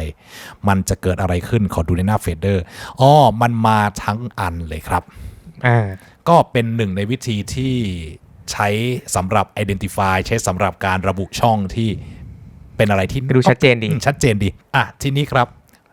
ในส่วนนี้เราหมดไปละไม่มีอะไรละในหน้าคอนฟิกส่วนใหญ่ก็คือมันจะเป็นแค่เนี้ยเท่านี้ก็คือเลือก routing ได้ว่ามันจากช่องไหนมีฝั่งพวกเกณฑ์พวก phantom power polarity ก็อยู่ในนี้หมดแต่ที่มันมีอีกอันนึงครับคือใน library ที่เราเลือกได้เนี่ยมันเป็น preset สามารถเลือกมาใส่ได้มี library ด้วยจริงด้วยไหนดู library หน่อยโอเคครับในผมลองใส่ตัวเองเป็นดรัมดิดีคอปั้งอันนี้ช่อง5โอเคช่อง5ตอนนี้เรา recall เป็นดรัมซึ่งมันก็จะเปลี่ยนชื่อเปลี่ยนอะไรให้ด้วยเปลี่ยนชื่อเปลี่ยนสีไหนมาดูซิว่าในช่อง5มีอะไรมีโอเคมีหลายส่วนอยู่ซึ่ง processing เนี่ยครับมันจะมี2แบบในรุ่นเนี้ยครับมันจะมีแบบที่เป็นเหมือนปกติที่เราใช้เขาเรียกเหมือนเป็น full function แต่อันนี้เรียกว่าเหมือนเป็น easy mode คือว่ามันก็จะมี preset มาให้เราประมาณนึงแล้วก็จะมีลักษณะการปรับแบบวงล้ออย่างเงี้ยแหละผมว่าคนที่ไม่เคยใช้หรือว่าคนเพิ่งมาหัดใช้เนี่ยมันก็ดูง่ายอย่างเช่นนี้เราจะแบบทอมอะไรก็แล้วแต่มันก็เชฟ EQ ให้เราประมาณนึงอันนี้ดูจากขนาดของทอมเลยครับว่าขนาด14นิ้ว12นิ้ว10นิ้วอะไรอย่างนี้นะฮะใช่แล้วถ้าเกิดเราเลือกเป็นค่าอื่นๆอย่างเช่นเราเลือกเป็นสแนร์ดรัมอย่างเงี้ยครับไหนดูสแนร์สิมันก็จะมีโทนให้เราเลือกเข้าใจละมันดูแบบ easy จริงeasy สนุกสนานและซึ่งถ้าเกิดเราโหลด preset อื่นๆที่ไม่ใช่เป็นกรองเนี่ยครับมันก็จะมีลักษณะที่แตกต่างออกไป ตามเครื่องนั้นๆที่เราเลือกไหนลองดูซิไหนคอนฟิกใหม่ชักเริ่มสนุกนะฮะไป vocal recall POC แล้วก็กลับไปที่ processing โอเคมีซาวด์แบบ broadcast ซาวด์อย่างนี้ไหนใส่ช่องตัวเองสิอันนี้ชักสนุกเดี๋ยวดิเอากลับบ้านได้ไหมเดี๋ยวนะ vocal ดู processing ช่อง2โอเคมาแล้วครับไหนตอนนี้เป็น high pitch ใช่ไหมมี compressor ด้วยโอเคครับก็คือจะทำให้ซาวด์เราสม่ำเสมอมากขึ้นนะสไตล์แบบพวก one knob คล้ายๆกับพวกYamahaอะไรเงี้ยเนาะแล้วไหนลองไปที่ Acer สื่อโอเค broadcast อันนี้ก็จะได้โทนแบบ broadcast ก็เรียกว่าใช้ได้นะใช่มีปั๊มนิดนึงนะครับแล้วก็อันนี้คือโทนแบบไมค์คลิปคือลาเปลโอเคแล้วก็มีเล็กเทิร์นก็คือโพเดียมโอเคนะครับไม่ได้แย่เลยก็รู้สึกว่ามันก็ใช้งานได้ค่อนข้างสะดวกแล้วก็มี low mid high ให้เราเพิ่มอีกหน่อยหนึ่ง EQ ตัวนี้ค่อนข้างแปลกดีนะฮะก็คือว่าเราเนี่ยปรับไปจนแบบเกือบจะสุดละเพิ่งจะได้เห็นความแตกต่างของเสียงมันเหมือนกับว่ามันเป็นระบบ fail safe ที่ทำให้คนที่ไม่คล่องเท่าไหร่มันใช้ได้แล้วก็อย่างน้อยๆคือซาวมันไม่ถึงกับห่วยใช้งานไม่ได้ต่อไปถ้าเกิดว่าเราขอกลับมาดูที่ก้อนเดิมมาดูที่หน้า processing ดีกว่าฝั่งเนี้ยเราได้มาละในฝั่งของเกณฑ์อะไรไปดูเกณฑ์ดิเกรดของตัวนี้เนี่ยครับไม่ได้ละเอียดเหมือนกับตัว Midas ใช่แต่ก็มีให้มาประมาณหนึ่งแต่อินดิเคเตอร์ของมันเนี่ยมันดีนะครับเพราะว่าเราเห็นเลยว่าลักษณะของ envelope เป็นยังไงแล้วก็ตอนนี้เนี่ยเกณฑ์ reduction เป็นยังไงปล่อยออกมาเท่าไหร่ปิดเปิดอะไรอย่างไรถือว่าตัวนี้ work เพราะว่าใน mix อย่างSQ อย่าง Avantis อะไรอย่างนี้ที่มันเป็นราคาสูงกว่าแบบหลักแสนขึ้นไปเลยเนี่ยเขาก็จะมีหน้าแบบนี้มาให้แล้วก็สำหรับ sound engineer บางคนเนี่ยที่เขาเป็นคนรุ่นใหม่หน่อยนะที่ไม่ได้ทำเหมือนคนรุ่นเก่าที่บอกใช้หูฟังอย่างเดียวมองด้วยมีภาพด้วยมันก็ช่วยได้ใช่มันช่วยได้เยอะครับมันช่วยได้เยอะจริงๆแล้วก็ผมเข้าใจแล้วครับถ้าผมกดไปที่ช่องของผมแบบนี้มันก็จะมีด้านขวาเป็น navigator โอเคผมก็มี PEQ Graphic EQ ตัวนี้4แบนด์เท่ากับ SQ ผมจะไม่ผิดแล้วก็เท่ากับQU ด้วยนะครับแล้วก็สามารถปรับประเภทของฟิลเตอร์ได้โอเคทั้งฝั่งโลและฝั่งไฮอันนี้ยืดหยุ่นครับยืดหยุ่นกว่าแม็กกี้แล้วก็ตัวนี้น่าจะ RTA ได้ RTA ตัวนี้มาแบบสดๆมาแบบสดๆผมลองพูด Hello 1 2 2มาแบบสดๆเลยสวัสดีครับกราฟที่มีโชว์ให้ก็ใช้ได้นะใช้ได้แล้วก็ตัวนี้อันนี้คอมเพรสเซอร์ก็โอเค IMS Peak Honey Soft นี่เราคุยกันไปแล้วไม่ได้มีอะไรแค่ว่าวิชวลพวกกราฟพวกอะไรเนี่ยมันค่อนข้างที่จะแบบผมลองพูดสวัสดีครับเทส1 2ก็คือมีกราฟให้ดูข้างล่างด้วยไหนผมลองออนมาดูหน่อยสิสวัสดีครับฮัลโหลจีโอเคออนแล้วอันนี้เป็น channel ผมอยู่นะหรอใช่ใช่ใช่จริงด้วยผมไปตั้งผิด channel ตายละอายเขานะฮะโอเคเนี่ยนี่คือสิ่งที่เกิดขึ้นง่ายเป็นประจำนะเกิดขึ้นได้ง่ายเป็นประจำถ้าเกิดว่าเรายังไม่เคยใช้ครับต้องใช้เวลานิดนึงอันนี้เรียกว่าเหมือนแบบ first impression ใช่ทีนี้ครับผมก็จะเปลี่ยนช่องของผมเนี่ยกลับไปเป็นหน้าตาปกตินะครับอันนี้ก็คือแบบเป็นเรียก complete channel ใช่ complete channel ผมเผลอตั้งชื่อผิดไปตั้งชื่อของคุณชอยไปเป็นโตติ่งต้อง โอ้ยขายขำแต่ว่าโดยหลักแล้วมันจะเป็นประมาณนี้ก็คือมีหน้า config มีหน้า processing นะฮะที่เราสามารถทำหลายสิ่งหลายอย่างได้ graphic EQ compressor Accent on fader เนี่ยครับก็มีทั้งหมด6 Accent โดยประมาณถ้าเราพูดในภาษาของ Analog นะครับแล้วก็มีเอฟเฟกต์อยู่4ชุดตามนี้เลยครับแล้วก็เราสามารถเลือกขึ้นลงได้ก็ง่ายๆดีเรามาดูในฝั่งของเฟดเดอร์กันบ้างเฟดเดอร์ตัวนี้เนี่ยก็จะเป็นเวอร์ชั่นที่เป็นเฟดเดอร์ยาวเพราะว่าหลายคนเนี่ยรวมถึงผมด้วยเวลาที่ผมทำงานและใช้ iPad เนี่ยผมไม่สามารถอยู่ได้กับเฟดเดอร์สั้นแค่นี้ผมเหมือนกันผมชอบยาวๆใช่เพราะว่าเวลาเฟดเสียงมันจะค่อนข้างสมูทหน่อยนึงแล้วก็ตามปกติแล้วเนี่ยเวลาที่จะเฟดแล้วมันสมูทที่สุดเราควรจะใช้เป็นเฟดเดอร์ที่เป็นฟิสิกอลจริงแต่ว่าในกรณีที่เราจะใช้ iPad เนี่ยก็ขอยาวๆไว้ก่อนซึ่งอย่างเงี้ยก็คือให้มาก็ถือว่าดีนะครับเอฟเฟกต์พวกนี้เนี่ยผมเชื่อว่าน่าจะเปลี่ยนได้โอเคสมมุติว่าผมกดไปที่เอฟเฟกต์ชุดที่1ชุดที่2แล้วเราไปที่ Input อย่างเงี้ยครับเราจะเห็นเลยว่าในช่องแต่ละช่องที่เป็นสัญญาณขาเข้าเนี่ยจ่ายสัญญาณมาที่เอฟเฟกต์มากขนาดไหนใช่แต่นี้เราก็ยังไม่ได้จ่ายอะไรมาลองส่งมาละเนี่ยครับ ก็ค่อนข้างง่ายทีนี้ก็คือเราจะไปดูที่ Control เนี่ยเราทำอะไรกับมันได้บ้างปึ๊บโอเคก็คือมีขอบเขตในการเปลี่ยนได้ที่ค่อนข้างจำกัดนะเป็นประเภทแบบเหมือนใช้งานง่ายๆนั่นเท่ากับว่าผมไม่สามารถที่จะเปลี่ยนแบบไลบรารีอะไรของมันได้ใช่ไหมสมมติว่าผมอยากจะให้ตัว verb กลายเป็น delay กลายเป็น tempo ไม่ได้มันฟิกซ์มาว่าแต่ละช่องเป็นเอฟเฟกต์อะไรอย่างนี้นี่เองเข้าใจแล้วครับแล้วก็ทำ PEQ ได้ด้วยอันนี้เนี่ยเป็นเรื่องปกติของ Allen Heath เขาจะทำให้เราเนี่ยทำได้แค่ low กับ high ซึ่งมันก็จะเป็นอะไรประมาณนี้ประเภทได้ด้วยนะครับคือเรื่องของเอฟเฟกต์เนี่ยเวลาที่เราจะต้องแต่ง low กับ high เนี่ยส่วนใหญ่แล้วเนี่ยเราจะแต่งเพื่อแก้ปัญหาเรื่องของการบวมเป็นหลักแต่ถ้าเกิดว่าเราอยากจะทำให้มันมีความเนียนแล้วก็บางครั้งเนี่ยเราอยากจะให้รีเวิร์บของเราเนี่ยมีเสียงที่มันเรียบเนียนคือเหมือนกับฟังแล้วจะไม่ออกแต่รู้สึกว่ามันกังวานมากขึ้นเราก็ควรที่จะเข้ามาเยอะๆหน่อยแล้วก็ตัดไฮลงมาหน่อยหนึ่งเพื่อไม่ให้มันซึบซับใช่ไหมให้มันรู้สึกว่าแค่กังวานขึ้นเฉยๆนะครับซึ่งAllen Heathเนี่ยเขามองว่าแค่นี้พอก็โอเคส่วนในหน้าของ Output เนี่ยครับเราก็จะเห็นเลยว่ามันสามารถที่จะส่งไปยัง aux out ได้ด้วยก็คือส่งไปยังนักร้องนักดนตรีบนเวทีหรือว่าตอนอัดเสียงก็คือส่งไปหาคนที่อยู่ในไลฟ์รูมขณะอัดนะครับก็จะได้มีรีเวิร์บอะไรทีนี้ครับผมก็จะเอาเสียงผมกลับลงมาก่อนปึ๊บต่อไปครับเราก็จะมาดูที่หน้าสุดท้ายครับเราก็จะเห็นว่ามันมี out อะไรอย่างนี้นะฮะในฝั่งของ processing เนี่ย output มีอะไรบ้าง output ก็จะมีตัว parametric EQ 4 แบนด์เช่นเดียวกันที่ปรับชนิดฟิลเตอร์ได้ที่ฝั่ง low กับฝั่ง high แล้วก็มีอีกส่วนหนึ่งคือ FBA อันนี้เนี่ยน่าจะเป็นตัว anti feedback ซึ่งมีหลายแบรนด์พอสมควรใช้ได้มีหลายแบรนด์เลยใช่ไหมใช่ซึ่งไอ้ฟังก์ชันเนี่ยครับเหมือน16 แบรนด์เนี่ย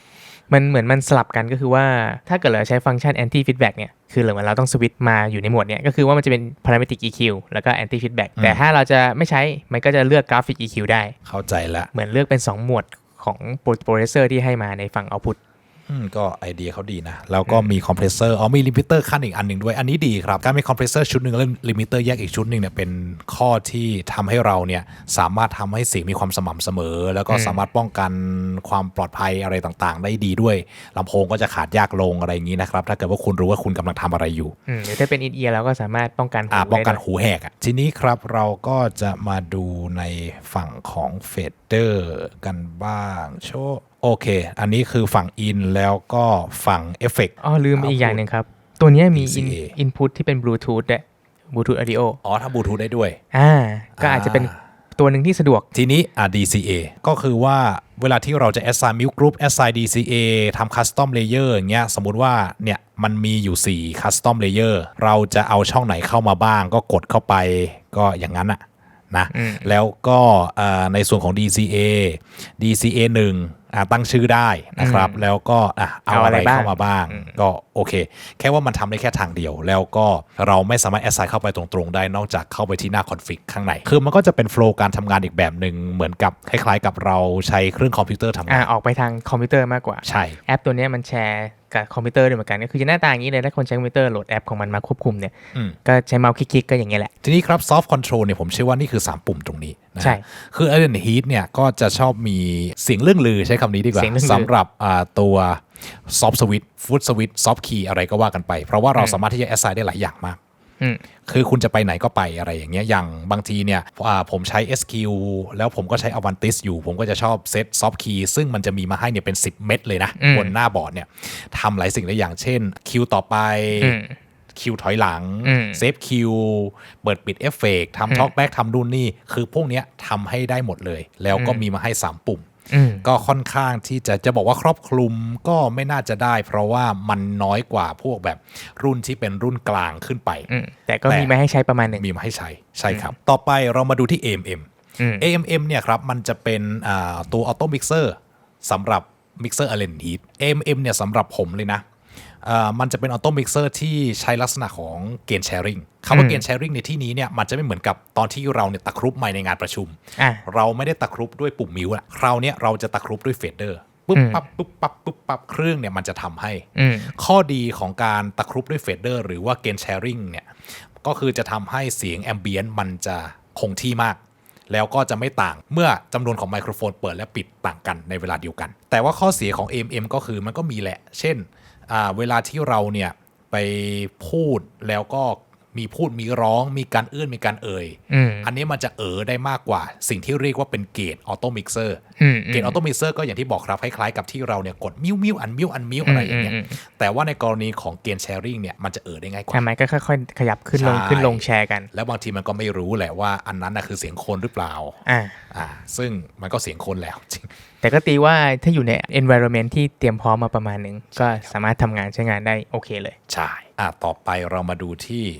โอเคอย่างที่คุณทอยบอกแหละ Bluetooth ได้นะครับแล้วก็สามารถ assign ได้ด้วยว่าไปอะไรช่อง17-18จะเอาเป็นสัญญาณอะไรแล้วก็19-20เป็นอะไรอันนี้ถือว่ายืดหยุ่นดีครับมันสามารถแพดได้และนอกจาก Bluetooth เนี่ยเราก็สามารถใช้เป็น Audio Interface ได้ด้วยซึ่ง Audio Interface เนี่ยเราสามารถที่จะเลือก Source Point ได้เจ๋งแฮะก็คืออยู่หลังจาก preamp เลยก่อนเข้า compressor ก่อนเข้า high pass filter ก่อนเข้า EQ เลยก็ direct out ไปเลยมีหลายจุดให้เลือกเลยใช่มีหลายจุดให้เลือกมากเลยครับถือได้ว่าอันนี้ยืดหยุ่นจริงอันนี้ยืดหยุ่นจริงยืดหยุ่นกว่าทุกตัวที่ดูกันมาตั้งแต่ตอนต้นครับผมนะครับแล้วมันก็สามารถทำได้2โหมดครับก็คือโหมด stereo ซึ่งบันทึก LR แล้วก็ multi track ก็คือได้เต็มเลยบวก LR ถูกไหมครับแล้วก็ท้ายที่สุดอันนี้เนี่ยน่าจะเป็นตัวเดียวแล้วแหละที่ทำได้ sample rate เลือกได้ระหว่าง48กับ96แต่ทีนี้เนี่ยคำว่าเลือกได้ในที่นี้เนี่ยผมไม่แน่ใจว่ามันเลือกได้ในระดับที่เป็น system หรือว่ามันเลือกได้ในฝั่งของ USB เท่านั้นเป็นของ system ครับแล้วก็ต้องไปซิงก์กันสมมุติเราสร้างโปรเจกต์ในโปรแกรมบันทึกเสียงเราก็ต้องเลือกให้แมทช์โอเคแสดงว่ามันก็ convert ไปทั้งเครื่องเลยใช่ครับโอเคครับสำหรับคนที่ใช้96นะครับผมแนะนำว่าก็หาคอมแรงๆหน่อย แม้ว่า latency มันจะต่ำลงครึ่งนึงนะแต่ก็หาคอมแรงๆหน่อยใช่ เดี๋ยวไม่งั้นคุณอาจจะเจอโซดากับป๊อปคอร์นได้นะครับ แต่โดยรวมแล้วเนี่ยในมิกเซอร์ Allen Heath ตัวนี้เนี่ย CQ ผมบอกเลยว่าถ้าเรามองในมุมมองของความยืดหยุ่นเนี่ยมันยืดหยุ่นกว่าตัว Mackie อย่างชัดเจนแต่ถามว่ามันยืดหยุ่นเท่ากับ Midas ไหมไม่ใช่ถามว่ามันมีฟังก์ชันที่เหนือกว่า Midas ไหมใช่แล้วก็วิธีการทำงานต่างกับ Midas แล้วก็ Mackie ไหมก็ใช่อันนี้คือไปอีกด้านหนึ่งเลยอันนี้คือแบบเป็นคอมพิวเตอร์แล้วก็เราก็มีหน้า config คือ everything processing คือประมวลผลสัญญาณเสียงอย่างเดียว fader คือ fader อย่างเดียวสไลด์ไม่ได้ gesture ไม่ได้คือถ้าเกิดว่าคุณเนี่ยเป็นสาวกของ Allen Heathคือตัวผมเนี่ยผมใช้ Allen Heath ผมก็ยังต้องบอกเลยว่าผมก็ใช้เวลาพอสมควรเหมือนกันนะอย่างที่คุณเห็นผมนี่แหละผมก็จะมึนๆบ้างอะไรบ้างมันเป็นอินเทอร์เฟซที่ค่อนข้างจะไม่ค่อยเหมือนกับรุ่นอื่นในยี่ห้อเดียวกันครับแต่ถ้าถามว่าถ้าคุณชอบ form factor เนี้ยเล็กๆพกง่ายๆแล้วก็มี Wi-Fi 2 ย่านด้วย2.4ได้5ได้ซึ่งโอเคแหละแล้วก็มีพัดลมให้คุณเห็นนะฮะลมแรงดีใช้ได้ด้วยก็ถือว่าเป็นตัวเลือกที่โอเคครับเล่นบลูทูธได้ด้วยนี่น่าจะเป็นแค่รุ่นเดียวใน4ตัวเลยใช่ด้วยว่ามันออกมาหลังสุดนะความทันสมัยกับการใช้งานอะไรที่ให้มาก็ค่อนข้างให้มาครบถ้วนแล้วก็ที่สำคัญคือมันก็ยังให้ซอฟต์คีย์มาก็ยังมีซอฟต์คีย์มาให้ซึ่งก็ถือว่าน้อยแต่ใช้งานได้อย่างแน่นอนประมาณนี้แหละครับสำหรับ Allen Heath CQ ซึ่งแน่นอนนะว่ามันจะมีตัวที่สูงกว่าเรียกว่าราคาสูงกว่าแล้วกันแต่ว่า channel จะน้อยลง channel น้อยลงแต่มีจอใช่ก็โอเคก็จะมีซอฟต์คีย์ให้ด้วยมีซอฟต์คีย์ให้ด้วยอันนั้นคือยี่มันเลยครับซาวด์คราฟที่ราคาแพงสุดใน4ตัวนี้แหละเดี๋ยวนะทำไมพวกเรา2คนเสียงแหบนะเราคุยกันมาประมาณนึงแล้ว ที่คุณเห็นอยู่ในวิดีโอจะกี่นาทีก็ช่างนะฮะเวลาที่ใช้สำหรับถ่ายเนี่ยก็ถ่ายกันมาตั้งแต่เที่ยงครึ่งไปประมาณนั้นอีก10 นาทีบ่าย 3ก็ถือว่าใช้ได้เราอัดกันมายาวๆคอแหกว่ะนะ ก็เรียกว่าผมว่าเป็น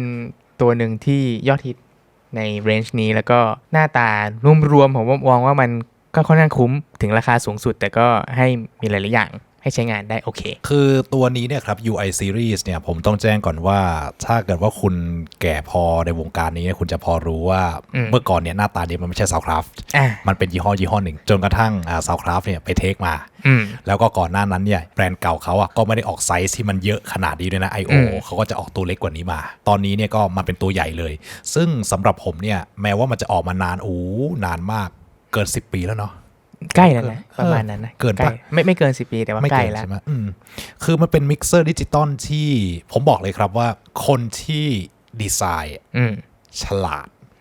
ฉลาดมากเอาอย่างนี้เลยนะอันดับที่1คือหน้าต่างของซอฟต์แวร์ที่คุณเห็นอยู่เนี่ยขณะนี้เนี่ยมันเป็นหน้าต่างที่ไม่ใช่แอปมันคือเว็บเบสในที่นี้ก็คือว่าเขาทำขึ้นมาโดยเขียนเป็น HTML น่าจะเป็น HTML5 ในยุคสมัยก่อนตอนนี้น่าจะเป็น6แล้วไม่แน่ใจว่าเขาเปลี่ยนหรือเปล่าครับทีนี้เนี่ยครับพอมันเป็น HTML เนี่ยมันทำให้เวลาที่เราเนี่ยเอาคอมพิวเตอร์เอามือถือเอาซอฟต์แวร์เอาอะไรก็ตามระบบปฏิบัติการอะไรก็ได้ที่มันขนาดจอเท่าไหร่ที่มันเข้าเว็บเบราว์เซอร์ได้ใช่กดเข้าไปเลยขึ้นเลยสเกลหน้าจอให้อัตโนมัติด้วยถือได้ว่าเป็นเรื่องที่ดีแล้วก็ที่น่าสนใจก็คือว่าเขาสามารถที่จะทำให้เห็นไหมครับเสียงของผมในหน้าจอตอนนี้เนี่ยค่อนข้างที่จะตอบสนองได้เร็วมากๆทำยากนะบอกเลยว่าทำยากกว่าที่จะเป็นแอป standalone ใช่ยากโคตรเลยครับแล้วก็อีกอย่างหนึ่งเลยก็คือตัวนี้เป็นมิกเซอร์ในตระกูลพวกนี้ที่มีข้อได้เปรียบอยู่2อย่างที่1ก็คือว่ามันมีพอร์ตแลน2พอร์ตพอร์ตแลน2พอร์ตในที่นี้บางคนอาจจะมองว่ามันไม่ได้จำเป็นแต่ผมมองครับว่าในกรณีที่เราเนี่ยจะต้อง manage แบบอาจจะเป็นห้องเรียนหรือว่าอาจจะเป็นห้อง multi purpose เช่นพวกห้องประชุมหลายๆห้องพร้อมกันแต่เราไม่ได้มีงบมากพอที่จะไปเขียน DSP ราคาแพงๆเครื่องนึงหลายแสนมาคุมเราก็อาจจะสามารถพอร์ตแลนพอร์ตที่1ต่อไปที่ access point แล้วก็ใช้สำหรับในห้องแล้วก็เราอาจจะมีพอร์ตแลนพอร์ตที่2คุมจากระยะไกลจากในห้องคอนโทรลอะไรเงี้ยสามารถทำได้นะครับอย่างที่2ก็คือว่าตัวของมันเนี่ยมันมี HDMI out HDMI out คุณเข้าใจถูกแล้วครับต่อออกมาเป็นหน้าซอฟต์แวร์ซึ่งเราสามารถต่อแบบพวกจอทัชสกรีนไว้คุมเลยก็ได้ข้างหน้าใช่โดยที่จอทัชสกรีนนั้นจะต้องมีตัวดิจิทัลไซเซอร์จะต้องมี USB ต่อกลับมาด้วยนะแล้วก็เสียบเข้าไปในตัวของมันก็กลายเป็นเนี่ยกดได้เลยเขียนได้เลยซึ่งถือว่าดีมันเป็นมิกเซอร์ที่ตอนออกมายุคแรกๆเนี่ยครับทำให้ซาวด์เอนจิเนียร์ศิลปินหลายคนทำแร็กขึ้นมา1แร็กพร้อมกับมีตัวจออยู่ข้างบนอยู่ในท็อปอยู่บนท็อปของแร็กสไตล์เหมือนเป็นเวฟคล้ายๆอย่างนั้นแต่ว่าก่อนหน้านั้นแล้วก็โลคอสกว่ากันเยอะมากแล้วก็เอาไปใช้ในงานต่างๆได้มากมายอีกอย่างหนึ่งครับที่ผมบอกว่าเขาทำมาได้อย่างฉลาดคือด้านหน้าคุณจะเห็นว่ามันมีลูกบิดอยู่ไอ้ลูกบิดเนี่ยครับมันจะเป็นลูกบิด Master LR คือตามปกติแล้วเนี่ยดิจิตอลมิกเซอร์ถ้าเกิดว่าเขาจะให้ใช้วอลลุ่มซึ่งเป็นซอฟต์แวร์ซึ่งอยู่ภายในแล้วก็มาเพื่อมากำหนดความแรงหรือว่าความดังของสัญญาณเสียงที่ออกมาสู่ลำโพงเนี่ยมันก็เป็นเรื่องปกติแต่ว่าเท่าที่ผมรู้เนี่ยมันจะมีแค่2แบรนด์ก็คือ PreSonus หรือไม่อย่างนั้นก็คือ Soundcraft UI Series ที่มันมีลูกบิดเป็นอนาล็อกให้ทำไมมันจึงจำเป็นต้องมีลูกบิดอนาล็อกคืออย่างนี้ครับแม้ว่าในปัจจุบันนี้เนี่ยเราจะมีมาตรฐานอย่าง Audio Engineering Society หรือว่ามาตรฐานอย่างพวกเซมเต้ในฝั่งของ broadcast เขาหรืออะไรอย่างนั้นครอบอยู่มันจะมีการระบุถึงความแรงสัญญาณอะไรคือ Unity อะไรคือจุดที่มันควรจะเป็นถูกไหมฮะทีนี้เนี่ยครับถ้าเป็นอุปกรณ์มืออาชีพชัดๆเลยนะเราจะไม่จำเป็นต้องคุยเรื่องนี้กันเพราะว่าอุปกรณ์แต่ละชิ้นมันจะ match Unity กันอย่างสวยงามแต่ในบางครั้งถ้าเกิดว่าเรามีอุปกรณ์ชิ้นหนึ่งซึ่งต้องเอาไปใส่กับอีกชิ้นหนึ่งซึ่งมันอาจจะไม่ใช่อุปกรณ์ในฝั่งโปรแล้วเราแมทช์ Unity ลำบากการมีไอ้ลูกบิดเนี่ยถือว่าเป็นเรื่องที่ดีมันเป็นความรอบคอบของคนที่ออกแบบในยุคสมัยนั้นจริงๆแม้ว่ามันจะเก่าแล้วแต่ว่าผมสามารถที่จะทำงานร่วมกับมันได้อย่างสบายๆก็บอกมาสิว่ามี UI กูทำงานได้สเปคเป็นยังไงราคาเท่าไหร่ตัวนี้น่าจะแพงสุดแล้วก็คือ 52,000 กว่าได้รวมไปถึงด้านหน้าแล้วก็มี24อิน8เอาท์และไม่รวมเมนเอาท์นะซึ่ง Audio Interface ของตัวนี้ครับก็คือมี32ช่องหลายคนก็จะงงว่าไอ้ที่เหลือมันมาจากไหนก็คือว่ามันจะมีการแพทช์ของมันจะไม่ตรงนิดนึงครับก็คือว่า USB 1เนี่ยมันจะไม่ใช่ช่อง1มันอาจจะเป็น Main Out เป็น Aux Out ซึ่งเราสามารถไปอ่านดูได้ในแมนนวลว่าเขาแพทช์ในฝั่ง USB ไว้ว่ายังไงแต่เราก็เลือกแพทช์ได้เช่นเดียวกันใช่ซึ่งเป็นข้อได้เปรียบคือมิกเซอร์ตัวนี้เนี่ยผมมองว่ามันมีความเข้าใกล้มิกเซอร์อนาล็อกเยอะที่สุดในความเห็นของผมแล้วก็มันมีความเป็นดิจิตอลอยู่ภายในที่ทำให้เราเข้าใจไม่ยากหนักสิ่งที่เข้าใจยากที่สุดก็คือตอนคุณต่อ Wi-Fi แล้วคุณจะต้องใส่ UI mixer.io นี่แหละ ก็เป็น default address ที่ไว้คอนโทรลตัวมันใช่ก็ยังดีกว่าใส่ IP ให้มึนเล่นนะแต่ก็โอเคครับก็ดีครับก็ดีทีนี้เรามาดูที่หน้าต่างกันเลยครับคืออันนี้เนี่ยมันจะเป็นอารมณ์แบบหน้าแรกนะมันจะโผล่มาประมาณนี้เลยเป็นหน้าเฟดเดอร์ซึ่งในหน้าเฟดเดอร์เนี่ยครับเราจะกดไปไหนไม่ได้เพราะว่าอะไรเพราะว่ามันเป็นเว็บเบสไงมันไม่สามารถที่จะมีป๊อปอัพมันไม่สามารถที่จะทำอะไรได้ละเอียดขนาดนั้นมันก็เลยแบ่งเป็นหน้าที่ชัดเจนมากซึ่งข้อดีของมันก็ทำให้มัน แบ่งพาร์ทกันชัดเจนแล้วก็เราจะรู้ทันทีเลยว่าอ๋ออันนี้คือหน้าเฟดเดอร์แล้วก็ลักษณะการใช้สีลักษณะของการออกแบบเลเยอร์เนี่ยมันออกแบบมาดูแล้วไม่ได้มองยากตัว Allen and Heath ที่เราเพิ่งดูกันไปเนี่ยมันมองยากกว่าเยอะอันนี้คือมองง่ายกว่าอันนี้ออกไปทางเหมือนแบบพวกปลั๊กอินบนดออะไรอย่างนั้นใช่ดูสวยงามนะครับแต่ถึงอย่างไรก็ตามมันก็บนลงล่างซ้ายมาขวาอยู่ดีหลักการเดียวกันแต่ทีนี้เนี่ยครับเวลาที่เราเนี่ยจะเริ่มงานเนี่ยเราจะต้องกดไปที่ Mix กับ Gain สังเกตดีๆครับมันจะมีไฮไลท์เป็นสีแดงทั้งปื้นเลยนะครับแล้วเราก็สามารถที่จะสไลด์ได้ใช้เจสเจอร์ได้เหมือนกับ Mackie ด้วยสะดวกครับสะดวกแล้วก็เกณฑ์ของไมโครโฟนเนี่ยครับเราจะปรับผ่านตัวเหมือนเฟดเดอร์เป็นเฟดเดอร์อย่าไปจำผิดกับหน้าปกตินะครับสีคนละหน้ากันนะครับแล้วถ้าเกิดว่าสังเกตกันดีๆเนี่ยก็คือว่าในหน้าที่เราปรับ Channel Fader ปกติเนี่ยมันจะเป็นมิวกับโซโล่แต่ในหน้าเกณฑ์เนี่ยมันจะมีอะไรก็ไม่รู้นะครับเต็มไปหมดเลยแล้วก็อันนี้เนี่ยที่น่าสนใจครับอยู่ที่อันนี้ High C เห็นไหมครับเสียงเนี่ยมันจะมีการปุ๊กนิดนึงมันจะเปลี่ยนไปซึ่ง High C เนี่ยครับหรือว่า High Impedance เนี่ยมันจะเป็นโหมดที่ออกแบบมาใช้สำหรับเครื่องดนตรีโดยตรงโดยเฉพาะอย่างยิ่งเครื่องที่มันมีพวกปิกอัพไฟฟ้าก็คือพวกกีตาร์ไฟฟ้าแล้วก็เบสไฟฟ้าใช่ปกติแล้วเนี่ยถามว่าเราสามารถเอามาเสียบกับรูไมค์ทั่วไปแล้วคาดหวังว่ามันจะใช้งานได้เลยไหมมันจะถ้าการใช้งานได้ถ้าเรียกว่าเสียงออกมันก็ออกแหละแต่ว่าซาวที่ได้เนี่ยมันจะไม่ใช่ซาวที่มันควรจะเป็นมันจะมีความบี้กว่าแล้วก็บางทีมันจะบางกว่าใช่เพราะว่า impedance ที่ออกมาจากไอตัวปิกอัพเหล่านี้เนี่ยโอ้โหมันขึ้นไปบางทีจนถึงเมกะโอห์มกันดังนั้นเนี่ยถ้าเกิดว่าเราใช้โหมด High C เนี่ยมันก็จะทำให้ mixer ตัวเนี้ยรองรับพวกนั้นได้แต่ว่ามันจะเป็นแค่2 channel แรก2 channel แรกเท่านั้นแหละนะครับแล้วก็อันนี้ครับก็คือตัวดีเลย์ถามว่าดีเลย์ตัวเนี้ยมันสำคัญอย่างไรตั้งดีเลย์ไทม์ได้เลยใช่ปกติแล้วเนี่ยเวลาที่เราพูดถึงดีเลย์ไทม์เราก็จะพูดถึงในฝั่งของเอฟเฟกต์เราก็จะพูดถึงในฝั่งของการ alignment ระบบเสียงละเอาไว้ในฐานที่เข้าใจดีเลย์ไทม์ในฝั่งของ input เนี่ยครับเป็นฟังก์ชันที่สำหรับคนที่มองว่าสำคัญคือสำคัญสำหรับคนที่มองว่าไม่มีประโยชน์ก็คือไม่มีประโยชน์เอาเป็นส่วนที่สำคัญก็แล้วกันสมมุติครับว่าผมเนี่ยกำลังจับเสียงกีตาร์ไฟฟ้าอยู่ตัวหนึ่ง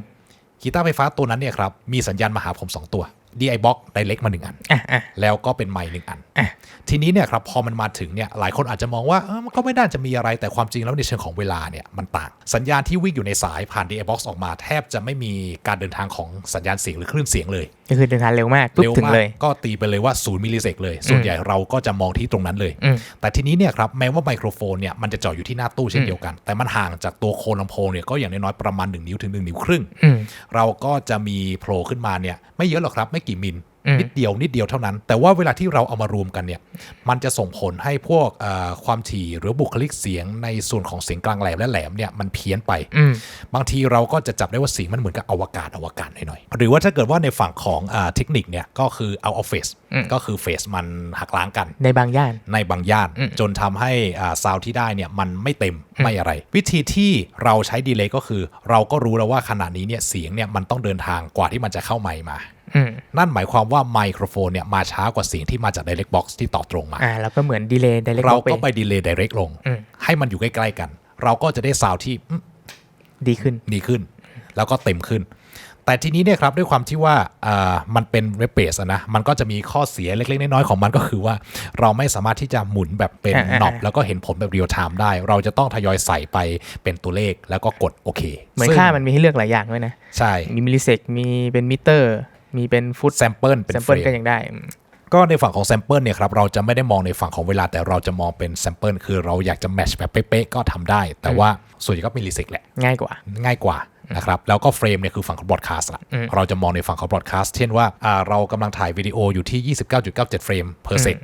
อะไรอย่างเงี้ยแล้วเราก็เห็นว่ามันดีเลย์ต่างกัน1เฟรมเราก็หักลบเป็น1เฟรมอะไรก็ว่ากันนะครับจะเห็นคุณโตพูดถึง High C แล้วจริงๆไอ้ที่หน้าตัวเครื่องครับมันก็จะเขียนว่ามันจะเป็นรูป Digitech ก็เหมือนเป็นลูกแอม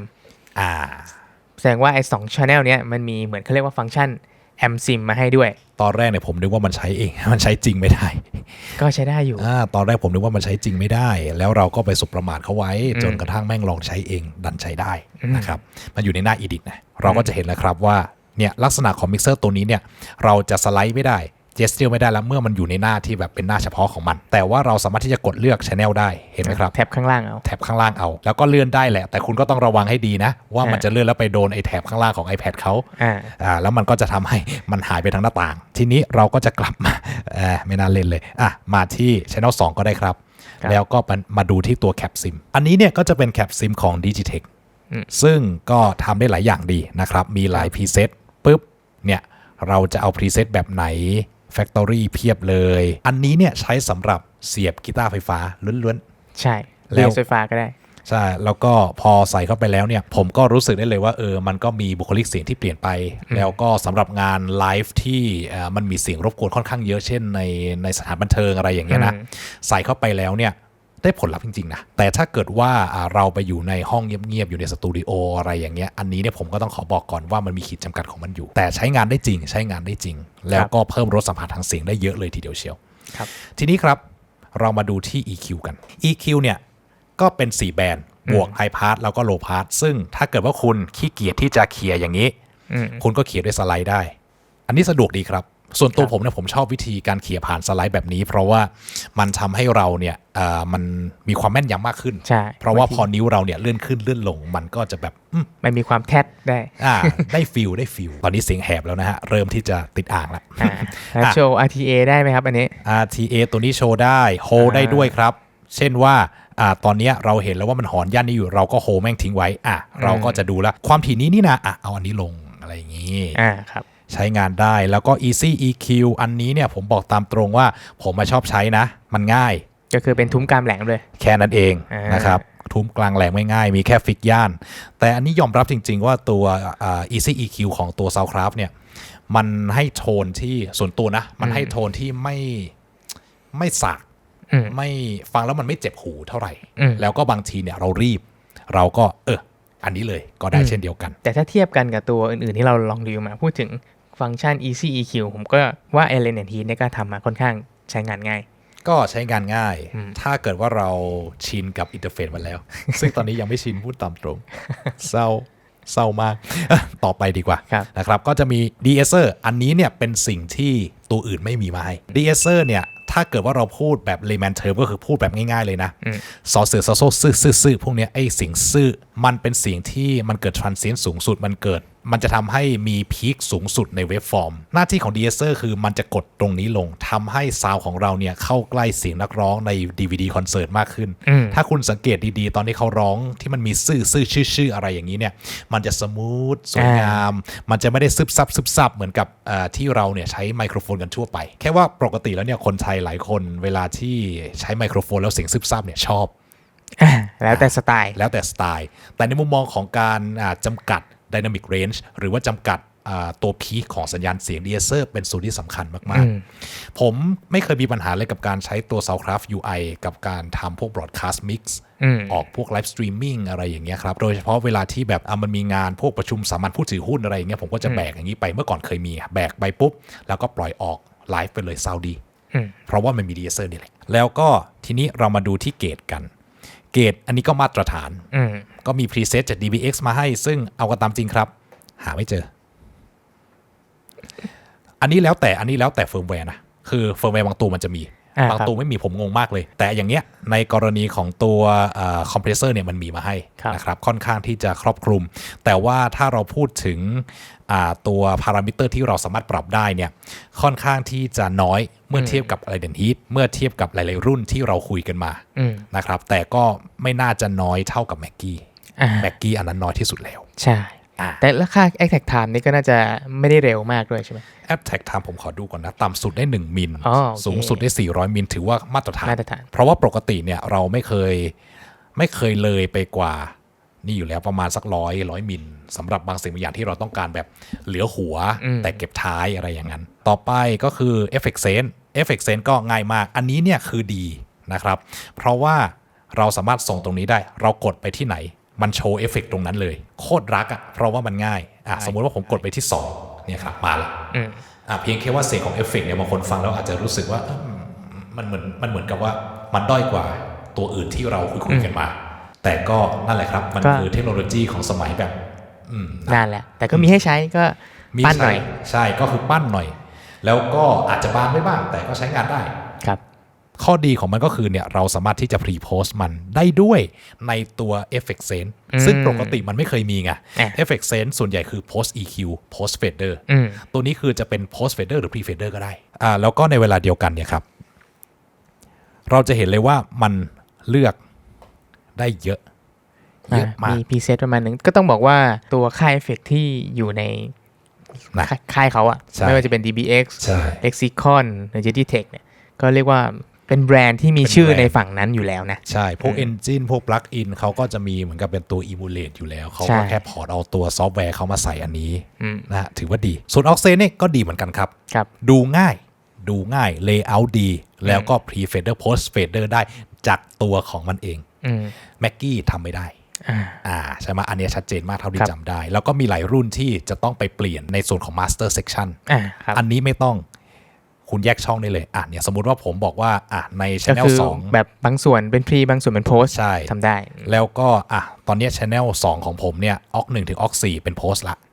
เห็นไหม Channel 3ยังเป็น Pre อยู่มันมีความยืดหยุ่นมากขึ้น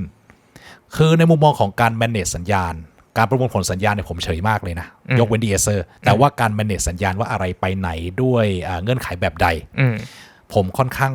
เฟิร์มกับตัวนี้เพราะว่ามันค่อนข้างใกล้กับมิกเซอร์ดิจิตอลราคาประมาณหลักแสนขึ้นไปที่เราสามารถทำได้เป็นประจำแล้วก็สุดท้ายคือแพทชิ่งเนี่ยอันนี้เนี่ยไม่น่าเชื่อนะมิกเซอร์เมื่อประมาณเกือบ10 ปีที่แล้วใช่ไหมครับคุณทอยครับผมแล้วก็เป็นเว็บเบสด้วยซึ่ง SoundCloud ไปเทคมาจากแบรนด์อื่นนะเราสามารถที่จะแพทแยกได้ด้วยอย่างตอนนี้ผมอยู่ที่ Channel 3ใช่ไหมครับผมจะเอา Input 2มาเห็นไหมตอนนี้ไมค์ผมก็ดับเบิลมาละถ้าไม่เชื่อเดี๋ยวผมเร่งเสียงขึ้นเห็นปะคือทำได้เลยเหมือนกับ Midas มีความยืดหยุ่นมากยืดหยุ่นกว่า Mackie ยืดหยุ่นกว่า Allen & Heath ส่วน Midas เนี่ยก็โอเคของมันอยู่แล้วในมุมของความยืดหยุ่นแต่ก็ต้องบอกว่าไอ้หน้าตา layout เงี้ยน่าจะมาทีหลังน่าจะเป็นการช่วงหลังอัปเดตมาเรื่อยๆใช่ไหมใช่อัปเดตมาเรื่อยๆซึ่ง layout ที่เขาก็พัฒนาขึ้นก็เรียกว่าบางทีเราซื้อมิกตัวเดิมที่เก่าแล้วแต่บางอย่างบางทีมันอาจจะไม่ได้เก่าขนาดนั้นมันอัปเดตกันได้ที่น่าสนใจก็คือว่าเทคโนโลยีในฝั่งของงานเสียงมืออาชีพเนี่ยมันใช้ได้เป็น10 ปีแต่ว่ามันอยู่ที่ตัวผู้ผลิตเขาจะบ้าเลือดในการเพิ่มฟีเจอร์ขนาดไหนใช่แล้วก็สำหรับมิกเซอร์ที่อยู่ในราคาประมาณนี้นะสมัยก่อนราคามันถูกกว่านี้เยอะเลยนะ คือก็ต้องยอมรับอย่างหนึ่งว่า SoundCraft เขาก็ไม่ทิ้งไม่ลอยแพแล้วก็10 ปีเนี่ยนะเอากันตามจริงนะถือว่าไม่ลอยแพแล้วแหละเมื่อเทียบกับค่ายมือถือบางค่าย หลายค่ายเลยครับใช่คุณอาจจะเห็นว่าผมอวยมิกเซอร์ SoundCraft เยอะหน่อยนะแต่เอาเข้าจริงคือมันเป็นมิกเซอร์ที่บางครั้งเวลาผมไปทำงานแล้วก็ทางงานเขาหามิกเซอร์รุ่นที่ผมอยากใช้ให้ไม่ได้เขาบอกว่ามี SoundCraft UI เอาไหมผมบอกโอเคเลยไม่มีปัญหาแค่ว่าซาวมันอาจจะแบบคนละซาวหน่อยนึงแต่ว่าโดยรวมแล้วไม่มีปัญหาเพราะว่าแค่ในมุมมองของการจัดการสัญญาณนะเขาก็ทำได้ใกล้เคียงกับมิกเซอร์ดิจิตอลราคาสูงนะครับใกล้เคียงนะไม่ได้แบบสุดทีนี้ Oxane ไอตัวมุมมองอินเทอร์เฟซในการ mix Oxane ว่าก็ทำได้ดูง่ายนะดูง่ายครับดูง่ายอย่างตอนนี้เนี่ยครับอันนี้ก็คือถือเป็น Sense on Fader เช่นเดียวกันเนาะเพราะว่าตอนเนี้ยผมกดไปที่ Oxane ผมเลือก Aux ที่2แล้วผมก็สามารถส่งไปไหนมาไหนที่ไหนก็ได้เช่นเดียวกัน Aux 3เห็นไหมครับพวกนี้ทำได้หมดเลยแล้วเราก็สามารถที่จะตั้งชื่อ Auxiliary ได้ด้วยพวกนี้ตั้งชื่อได้หมดเลยเหมือนกับมิกเซอร์ที่เหลือที่เราเคยดูกันมาในวิดีโอตอนนี้แล้วส่วนของ Effect Sense ก็เช่นเดียวกันครับก็เหมือนกับเป็น Sense on Fader เช่นเดียวกันอันนี้เราไม่ต้องคุยละมันค่อนข้างนิ่งกิ๊บทีนี้เรามาดูในฝั่งของการตั้งค่าอันนี้เนี่ยครับสนุกสนุกเราจะเห็นเลยว่ามันเป็นระบบ Hatching ที่มิกเซอร์ทุกตัวก่อนหน้าที่เรารีวิวมามันไม่ได้ให้เราในลักษณะของกราฟิกแบบนี้อันนี้คือมาเป็นกราฟิกเลยอย่างตอนนี้เราจะเห็นเลยครับว่าเนี่ยใน Channel ที่1เอาอะไรมาจากไหนเนี่ยเป็นขั้นบันไดสมมุติว่าผมจะเปลี่ยนเราเปลี่ยนได้เลยซึ่งกราฟิกพวกนี้เนี่ยบางคนอาจจะยังไม่ชินเท่าไหร่แต่ว่าใช้ไปสักพักหนึ่งเนี่ยมันเป็นเครื่องมือที่มีค่ามากเป็นเลเยอร์ที่ดูง่ายใช่เลเยอร์ที่ดูง่ายแค่ว่าเราจะลากไม่ได้เพราะว่ามันคือเว็บเบสแค่นั้นเอง in out channel ทุกอย่างมีให้ cascade อันนี้มีสล็อตด้วยนะตัวเนี้ยแต่ผมไม่แน่ใจว่าสล็อตมันเอาไว้ทำอะไรเพราะผมยังไม่เคยเห็นการ์ดมัน cascade เหมือนกับว่ามันสามารถเชื่อมกันเองได้ ผ่านสายแลนเราสามารถ stack 2 ตัวเนี่ย อย่างนี้นี่เอง เบิ้ลขึ้นไปได้ อันนี้ยังไม่เคยใช้เลย ผมก็ยังไม่เคยใช้ใช้ไม่ถึง ส่วน Sound Check อันนี้เนี่ยก็แน่นอนนะครับอัดเข้าไปในซอฟต์แวร์ DAW ก่อน แล้วก็ปล่อยกลับออกมาเพื่อที่จะเอามา mix เอาคือฝึก mix จนกระทั่งถึงวันงานจริงอะไรอย่างนี้แต่ส่วนตัวผมนะพวก virtual sound check นะผมไม่ค่อยเชื่อเท่าไหร่เพราะว่าถ้าเกิดเราไปทำกับเวทีเล็กๆอันนี้ขอบอกไว้ก่อนถ้าเกิดว่าคุณไปทำกับเวทีเล็กๆคุณต้องรู้ไว้ก่อนเลยว่าเสียงจริงจากเครื่องดนตรีบนเวทีมีผลต่อ mix ของคุณอย่างชัดเจนดังนั้นเนี่ยการที่คุณจะอัดมาแล้วคุณทำ sound check เป็น virtual อยู่ที่บ้านคุณ mix ให้ตายยังไงไปถึงหน้างานจริงมันจะมีปัญหาเกิดขึ้นเสมอคุณก็ต้องมานั่งทำแล้วก็อาจจะบางทีอาจจะต้องแก้เยอะด้วยแต่ถ้าเกิดว่าคุณไปอยู่ในเวทีที่มันใหญ่ขึ้นเช่นเป็นห้องประชุมโรงเรียนไซส์ประมาณสัก 3,000 ที่นั่งอะไรอย่างเงี้ยนะvirtual sound check ค่อย make sense นะครับทั้งหมดเนี้ยก็เอาจริงหมดแล้วนะไม่มีอะไรแล้วนะนี่ไงผ่าน USB ใช่อันนี้ multi track ได้รู้อยู่แล้วไปทาง USB นะครับแล้วก็ two track ได้ก็ LR ง่ายๆสบายๆแล้วก็อัด flag ได้ด้วยอันนี้ผมไม่เคยเจอมาก่อนเลยนะเพราะว่าไม่เคยเข้ามาในหน้านี้มาก่อนไม่เคยอัดโดยใช้มิกเซอร์ตัวนี้มาก่อนน่าทึ่งดีครับมันสามารถอัด lossless แบบเป็น flag 24 flag 16 ปิด wave 24 wave 16 ได้ซึ่งเยี่ยมเลยแล้วก็เลือกได้ด้วยว่าจะอัด channel ไหนยอดเยี่ยมที่สุดท้ายครับอันนี้คือโชว์กับ snapshot ครับอันนี้เหมือนกับแม็กกี้ก็คือตั้งชื่อโชว์มาโชว์ใหญ่ชื่ออะไรมีกี่การแสดงมีกี่วงมีกี่เพลงแล้วก็ยัดเข้าไปแต่เขามีซอยปีกนะคือเขามีคิวอีกใช่อย่างกรณีของคิวเนี่ยครับอันนี้ต้องขออนุญาตลงลึกนิดนึงโชว์ snapshot และคิวเนี่ยมันเป็น3ระดับที่บางทีมันมีความแตกต่างกันในเชิงของการใช้งานละมันมีความแตกต่างกันในการ recall ขึ้นมาด้วยอย่างโชว์เนี่ยครับในมิกเซอร์ทุกตัวถ้าเกิดมันมีโชว์หรือว่าเป็นเซสชั่นแล้วก็เป็น snapshot หรืออาจจะเป็นซีนหรืออาจจะเป็นอะไรก็ตามเนี่ยถ้าอยู่ดีๆเนี่ยเราทำงานเดียวกันแต่เราใช้โชว์แยกกันเวลาที่เราเปลี่ยนโชว์มันจะโหลดแล้วก็ audio จะ drop แต่ถ้าเกิดว่าเราไปใช้ซีนมันก็จะไม่ drop ส่วนทีเนี้ยคิวเนี่ยมั่นใจว่ามันน่าจะดีลกับ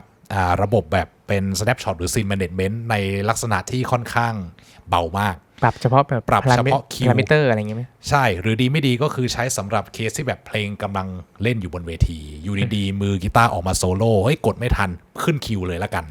แล้วมันก็ดันขึ้นมาอะไรอย่างเงี้ยแต่ทีนี้เนี่ยสิ่งที่มันน่าท้าทายสำหรับคิวก็คือว่าเวลาที่เราตั้งค่าอย่างนี้แล้วมันเกิดขึ้นในระหว่างโชว์ในระหว่างเพลงในระหว่างการแสดงโดยที่ไม่ได้มีจุดให้พักมันอาจจะมีการกระชากของเสียงได้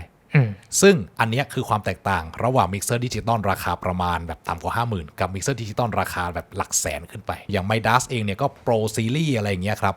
มันก็จะสามารถแบบเฟดได้อะไรได้อะไรอย่างเงี้ยก็คือมันจะสามารถสมูทได้ดิจิโคตัวสูงๆก็ทำได้เช่นเดียวกันอันนี้คือความแตกต่างปุ่มสุดท้ายครับปุ่มนี้เนี่ยเป็นปุ่มที่ผมชอบเรียกว่าปุ่มฟ้าปุ่มโฮมปุ่มโฮมก็ได้คือมันเป็นปุ่มแบบอเนกประสงค์ที่แบบคิดอะไรไม่ออกก็กดไว้ก่อนนะครับแล้วก็เนี่ยเราจะเห็น Input เห็นไหมเห็น FX Return Effect Return Subgroup นู่นนี่นั่นซึ่งอยู่เต็มไปหมดเลยแล้วเราก็มี Mute Group มีแท็บ Tempo Mute All ดับไปละแล้วผมชอบมากเลยครับเพราะว่ามันมี Pop Up เป็นคำให้เห็นหน่อยว่าจะเกิดอะไรขึ้นกดผิดหรือเปล่าใช่แล้วก็มีอันนี้ก็คือเป็นส่วนของการใช้มอนิเตอร์นะครับแล้วก็ที่สำคัญก็คือว่าเราเนี่ยสามารถที่จะจัดการมือถือเป็นเครื่องอยู่บนเวทีได้เลยอันนี้เนี่ยเป็นตัว Soundcraft UI เนี่ยเป็นมิกเซอร์ที่อำนวยให้นักดนตรีปรับซาวของตัวเองในลักษณะที่มองชัดปรับง่ายที่สุดตัวหนึ่งเปิดขึ้นมาเนี่ยครับคุณจะเจอสีเลเยอร์ที่ใกล้เคียงกันมากแล้วก็มีเฟดเดอร์แค่อันเดียวแล้วก็สวยๆค่อยๆไปขี่ๆค่อยๆไปบางทีก็เขี่ยลากได้อย่างเงี้ยมีเป็นแถวๆแต่ที่แน่ๆคือสามารถจำกัดได้ว่าให้มันอยู่ที่ออกซ์ไหนทำอะไรได้บ้างนะครับเป็นมิกเซอร์ที่อยู่ค้างฟ้าแล้วก็เป็นมิกเซอร์ที่ผมเชื่อว่าน่าจะอยู่กับเราไปอีกนานเพราะว่ามันก็ทำได้เยอะขึ้นจากซอฟต์แวร์ที่มันทำมาครับเราก็มาถึงช่วงท้ายแล้วครับหลังจากที่เราเทสในแต่ละตัวให้ทุกคนได้ดูแล้วว่าอินเทอร์เฟซการใช้งานต่างๆของมันเนี่ยเป็นประมาณไหนบ้างเรามาถึงบทสรุปแล้วว่าแต่ละตัวเนี่ยเหมาะกับใครหรือว่าแต่ละตัวเนี่ยมันมีจุดเด่นยังไงบ้างโอ้โหเอาตัวไหนก่อนล่ะงั้นเราเริ่มตัวนู่นเลยครับเริ่มตัวราคาถูกสุดตัวนี้เลยคือ Midas เนี่ยครับคนที่ใช้งานมันได้เนี่ยผมมองว่า จะเป็น Sound Engineer ที่มีประสบการณ์อยู่ประมาณหนึ่งไม่ต้องมากประมาณหนึ่งที่จะพอรู้แล้วว่าโอเคมิกเซอร์ดิจิตอลเนี่ยมันจะมีความแตกต่างประมาณนี้นะแล้วก็ต้องการอะไรก็ตามที่มันยืดหยุ่นมากกว่าตัวที่เป็นแค่การเปลี่ยนผ่านจากอนาล็อกไปดิจิตอลเพราะว่าจากฟังก์ชันที่มันทำให้แล้วก็จากหลายสิ่งในอย่างที่มันมีให้เนี่ยมันค่อนข้างครอบคลุมการใช้งานไปจนถึงงานระดับมืออาชีพได้สบายเพียงแค่ว่ามันไม่ได้มีเซอร์เฟซแล้วก็มันจะขยายจำนวนช่องขยายอะไรไม่ได้เท่านั้นเองถ้าการใช้งานchannelคุณอยู่ประมาณนี้ก็โอเคถือว่าโอเคเพียงแค่ว่าตอนที่เราเนี่ยถ่ายวิดีโอตอนนี้การแอปตัวปัจจุบันณขณะนี้มันไม่ใช่แอปที่เสถียรเท่าไหร่นักแต่ว่าก่อนหน้านั้นแอปเขาเสถียรนะแล้วผมเชื่อว่าเดี๋ยวเขาก็จะมีเวอร์ชันต่อไปที่เขาไปแก้บั๊กแก้อะไรมามันก็จะกลับมาเนียนกริปละต่อไปก็เป็นตัว Allen & Heath CQ Allen & Heath CQ เนี่ยครับในส่วนตัวผมนะผมมองว่าถ้าคุณเป็น Sound Engineer จ๋าแล้วก็คุณเนี่ยเพิ่งจะผ่านเข้ามาจากฝั่งของ Analog ได้ไม่นานผมบอกเลยครับว่าร้อยทั้งร้อยเนี่ยคุณอาจจะมีโอกาสงงได้ขนาดผมเนี่ยใช้ SQ ใช้ Avantis อยู่เป็นประจำไอ้พวกมิกเซอร์ที่ราคาแสนกว่าอัพขึ้นไปเนี่ยครับผมดูซอฟต์แวร์ของตัวนี้ผมงงแต่ถ้าเรามองในมุมมองของคนสาย IT มุมมองของคนสาย IT เนี่ยคือมีหน้าต่างคอนฟิกแยกต่างหากแล้วก็เจสเจอร์เนี่ยมันไม่มีแต่ว่าเปลี่ยนหน้าเอาโลจิกในลักษณะนี้เนี่ยถ้าคุณเป็น IT อยู่ด้วยแล้วคุณพอรู้อยู่แล้วว่าโอเคลักษณะของการเขียนซอฟต์แวร์มาได้โฟล์แบบนี้คล้ายกับที่คุณใช้กับซอฟต์แวร์ที่คุณทำงานเป็นประจำผมเชื่อว่าคุณจะสามารถปรับตัวกับตัวนี้ได้ไม่ยากผมเหมือนกับมองว่าประมาณว่าคนที่เป็นฝั่งซาวเลยอาจจะรู้สึกว่าขัดกับตัวอินเทอร์เฟซนิดหน่อยแต่ถ้าคนที่ไม่เคยเลยผมมองว่าโอเคนะอาจจะเป็น fresh start ก็ได้ใครจะไปรู้นะฮะแต่ส่วนที่ผมต้องยอมรับตัวนี้เลยก็คืออย่างที่1มันสามารถทำ sample rate 96 ได้ซึ่งแน่นอนแล้วว่าหลายคนอาจจะมองว่ามันเสียงเปลี่ยนไม่เปลี่ยนดีขึ้นไม่ดีขึ้นอะไรอย่างไรอันนั้นก็ละเอาไว้ในฐานที่เข้าใจแล้วก็เล่น Bluetooth ได้ Wi-Fi เนี่ยมี2ความถี่ดังนั้นโอกาสที่เราจะใช้งานมันห่างเกิน10เมตรได้เนี่ยก็น่าจะมีสูงกว่าไอ้3รุ่นที่เหลืออยู่บนโต๊ะนี้และถ้าเกิดว่าคุณเป็นคนสาย IT ที่คุณยังไม่แน่ใจว่าคุณจะปรับซาวด์ยังไงเนี่ยไอ้โหมด Easy Channel ในตัว Allen & Heath เนี่ยอย่างที่ผมลองพวก Easy Gain อะไรเนี่ยมันสามารถช่วยคุณได้ครับทุ่นเวลาคุณได้แล้วก็อย่างน้อยๆเนี่ยได้ผลลัพธ์ที่ผมเชื่อว่าไม่น่าเกลียดเลยจากที่ลองเล่นดูเมื่อกี้นี้แล้วก็อีกอย่างครับน้ำหนักเบาแล้วก็คุณภาพวัสดุเนี่ยส่วนตัวผมมองว่ามันค่อนข้างที่จะสูงกว่ารุ่นอื่นนะเพราะว่าอย่างน้อยๆเนี่ยพวกหัวแจ็คมันก็ใช้นอยทริกหมดหลายสิ่งหลายอย่างมีความเป็นมิกเซอร์มืออาชีพแต่คิดโดยมุมมองของคน IT หรือถ้าเกิดว่าคุณแบบมาแบบเฟรชสตาร์ทเลยแล้วคุณจะเริ่มที่ตัวนี้ตัวแรกก็น่าจะไม่มีปัญหาอะไรเราไปที่ตัวต่อไปก็คือตัว Mackie DL32S เรียกว่าก็อยู่มานานใกล้เคียงกับนี้แล้วล่ะ Mackie เนี่ยต้องบอกเลยว่าคุณจะเป็นใครก็ตามคุณใช้งานมันได้แน่นอนเพราะว่ามันใช้ gesture มันใช้ฟังก์ชันของการปัดถูๆเลื่อนๆของ iPad เนี่ยซึ่งเดี๋ยวนี้พวกจอโทรศัพท์หรือว่า iPad อะไรเราก็ค่อนข้างจะถนัดกับการใช้งานแบบนี้อยู่แล้วใช่ครับแล้วก็ที่สำคัญคือพวกปุ่มพวกตัวเลื่อนอะไรของเขาเนี่ยมันใช้พื้นที่ในหน้าจอค่อนข้างดีค่อนข้างจะโชว์หมดว่ามีอะไรบ้างใช่แล้วก็สีสันที่ใช้เนี่ยคือไม่แย่เลยคือออกสดใสไปเลยแม้ว่าฟีเจอร์ต่างๆเนี่ยมันอาจจะแบบด้อยกว่าชาวบ้านเขาบ้างเพราะมันออกมานานแต่ถ้าเกิดว่าเราเนี่ยมองในมุมมองของคนที่แบบอยากจะเริ่มงานเร็วจบงานเร็วตะครุบได้ถูกเขียนได้ถูกเนี่ยส่วนตัวผมมองว่า Mackie เนี่ยทำได้ดีที่สุดใน3ตัวนี้เพราะว่าเราสามารถที่จะวิวมันได้ถึงแบบ6เซตอะ6เซตคือเหมือนกับ6เลเยอร์6คัสตอมเลเยอร์ซึ่งเราจะลากอะไรใส่ลงไปก็ได้แล้วก็สามารถเข้าถึงคำสั่งต่างๆ assign ต่างๆได้มากกว่า1ทางเสมอผมต้องบอกเลยว่า Master Control ของ Mackie เนี่ยเขาคิดมาค่อนข้างดีแล้วว่ามันควรจะไปอะไรอย่างไรแล้วมัน cohesive มากครับคือถ้าเกิดว่าเราฉันลืมทำส่วนเนี้ยตอนเนี้ยไม่เป็นไรเดี๋ยวค่อยไปทำตอนหลัง along the way ได้ซึ่งอันนี้เป็นเรื่องที่เวิร์กมากสำหรับงานแสดงสดที่เราจำเป็นจะต้องบริหารจำนวนช่องเป็นจำนวนมากรวมไปถึงตัวช่อง Input ด้วยเนาะหมายถึงตัวฮาร์ดแวร์นะครับฮาร์ดแวร์มันก็มีให้เยอะที่สุดในทั้งหมดเนี่ยใน4ตัวแล้วอินมีให้ถึง32อินส่วนตัวเอาเนี่ยก็มีให้มา8ก็ไม่แปลกอ่ะไม่แปลกที่โรงเรียนชอบไงเพราะว่าโรงเรียนเนี่ยเห็นแล้วโอ้มีเยอะแยะดีดังนั้นเสียบยังไงก็ได้ใช้ยังไงก็ได้ซึ่งดีครับดีครับไปที่ตัวสุดท้ายครับก็เรียกว่าอยู่มานานแต่ก็ยังอยู่ต่อกับ UI 24Rคือตัวนี้เนี่ยมันเป็นตัวที่ผมใช้งานแล้วผมแฮปปี้โคตรดังนั้นก็ต้องบอกก่อนบอกมาหลายครั้งแล้วแหละว่าผมใช้แล้วก็ผมแฮปปี้มันเป็นมิกเซอร์ที่แบบผมโอเคกับมันมากคือตัวของมันเนี่ยครับมันเป็นเว็บเบส เว็บเบสในที่นี้เนี่ยคุณจะใช้อะไรก็ตามที่มันมีอินเทอร์เน็ตเบราว์เซอร์เข้าได้เลย ใช่ ทันทีไม่จะเป็นจะต้องเป็น Android ไม่จะเป็นจะต้องเป็น Apple ไม่จะเป็นจะต้องเป็นอะไรแม้กระทั่งคุณใช้ Unix Linux Red Hat อะไรคุณก็ยังเข้ามาคุยกับมันได้แล้วก็อันดับต่อไปครับตัวของมันเนี่ยตัวการใช้สีลักษณะการใช้สีโฟล์ของมันเนี่ยใกล้กับมิกเซอร์อนาล็อกมากแล้วก็เราสามารถที่จะ adjust หลายสิ่งหลายอย่างที่มันมีค่าเช่นการตั้ง pre post fader ได้หลายจุดอันเนี้ยสำคัญแล้วก็ตัวของมันเนี่ยแม้ว่าอาจจะมีขีดจำกัดในเรื่องของพวกหน้าต่างป๊อปอัพการสไลด์การอะไรบ้างทำได้บ้างไม่ได้บ้างค่าดีเลย์ปรับแบบสดๆเลยก็ไม่ได้อะไรอย่างนี้เพราะมันคือเว็บเบสแต่ถ้าเรามองในมุมมองของมิกเซอร์ที่มันจัดการสัญญาณส่งสัญญาณไปส่งสัญญาณมาดึงไปนู่นดึงไปนี่อะไรอย่างนี้เนี่ยตัวเนี้ยถือได้ว่าเข้าใกล้มิกเซอร์ดิจิตอลราคาแพงนะครับหลังจากที่จบข้อสรุปกันไปแล้วครับคุณโปมีอะไรจะฝากเพิ่มเติมไหมก็อย่างที่ได้พูดเอาไว้ตั้งแต่ต้นนั่นแหละครับว่ามิกเซอร์ในช่วงราคาประมาณนี้นะคุณอย่าไปพยายามหาช้างเผือกเรื่องของคุณภาพเสียงเท่าไหร่นักคือไม่ได้แปลว่าแย่แต่ว่าให้มองเอาไว้ก่อนเลยว่าความแตกต่างเนี่ยแม้ว่ามันจะมีแต่มันจะไม่ได้แบบสลักสำคัญอะไรขนาดนั้นผมอยากจะให้หลายๆคนเนี่ยครับมาดูหน้าต่างซอฟต์แวร์ดูว่ามันเริ่มงานยังไงจบงานยังไงแน่นอนนะครับบนลงล่างซ้ายมาขวานะมันก็ยังเป็นจริงอยู่ในทุกรุ่นเพียงแค่ว่าวิธีการเข้าถึงหน้าต่างเวลาที่เราอยากจะทำไอ้นู่นไอ้นี่อาจจะเข้ายากกว่าอาจจะมึนกว่าบ้างอาจจะง่ายกว่าบ้างสีสันดูง่ายกว่าไหมขนาดหน้าจอขนาดปุ่มเป็นอย่างไรเรื่องพวกนี้คนนำมาพิจารณาก่อนเน้นเป็นในฝั่งของอินเทอร์เฟซทั้งหมดว่ามันสามารถเหมาะการทำงานบางทีเราอาจจะไม่ได้มีฟังก์ชันนี้ใช้ตลอดแต่ถึงเวลาอยากจะใช้มันเข้าถึงได้ยากไหมใช่ครับแล้วหลังจากนั้นเนี่ยคุณค่อยมาฟังเสียงเพราะว่านั่นแหละคือที่สุดแล้วคุณควรเลือกอุปกรณ์ที่คุณใช้งานได้สะดวกใจที่สุดแล้วหลังจากนั้นเนี่ยเรื่องของเสียงค่อยตามมาอีกทีหนึ่งแล้วก็สุดท้ายครับใครที่อยากจะมาลองตัวจริงๆก็สามารถมาลองได้ที่ CT Music แล้วก็มีสินค้าให้คุณได้เลือกลองมากมายครับผมส่วนวันนี้ก็ขอตัวลาไปก่อนครับ สวัสดีครับสวัสดีครับสวัสดีครับ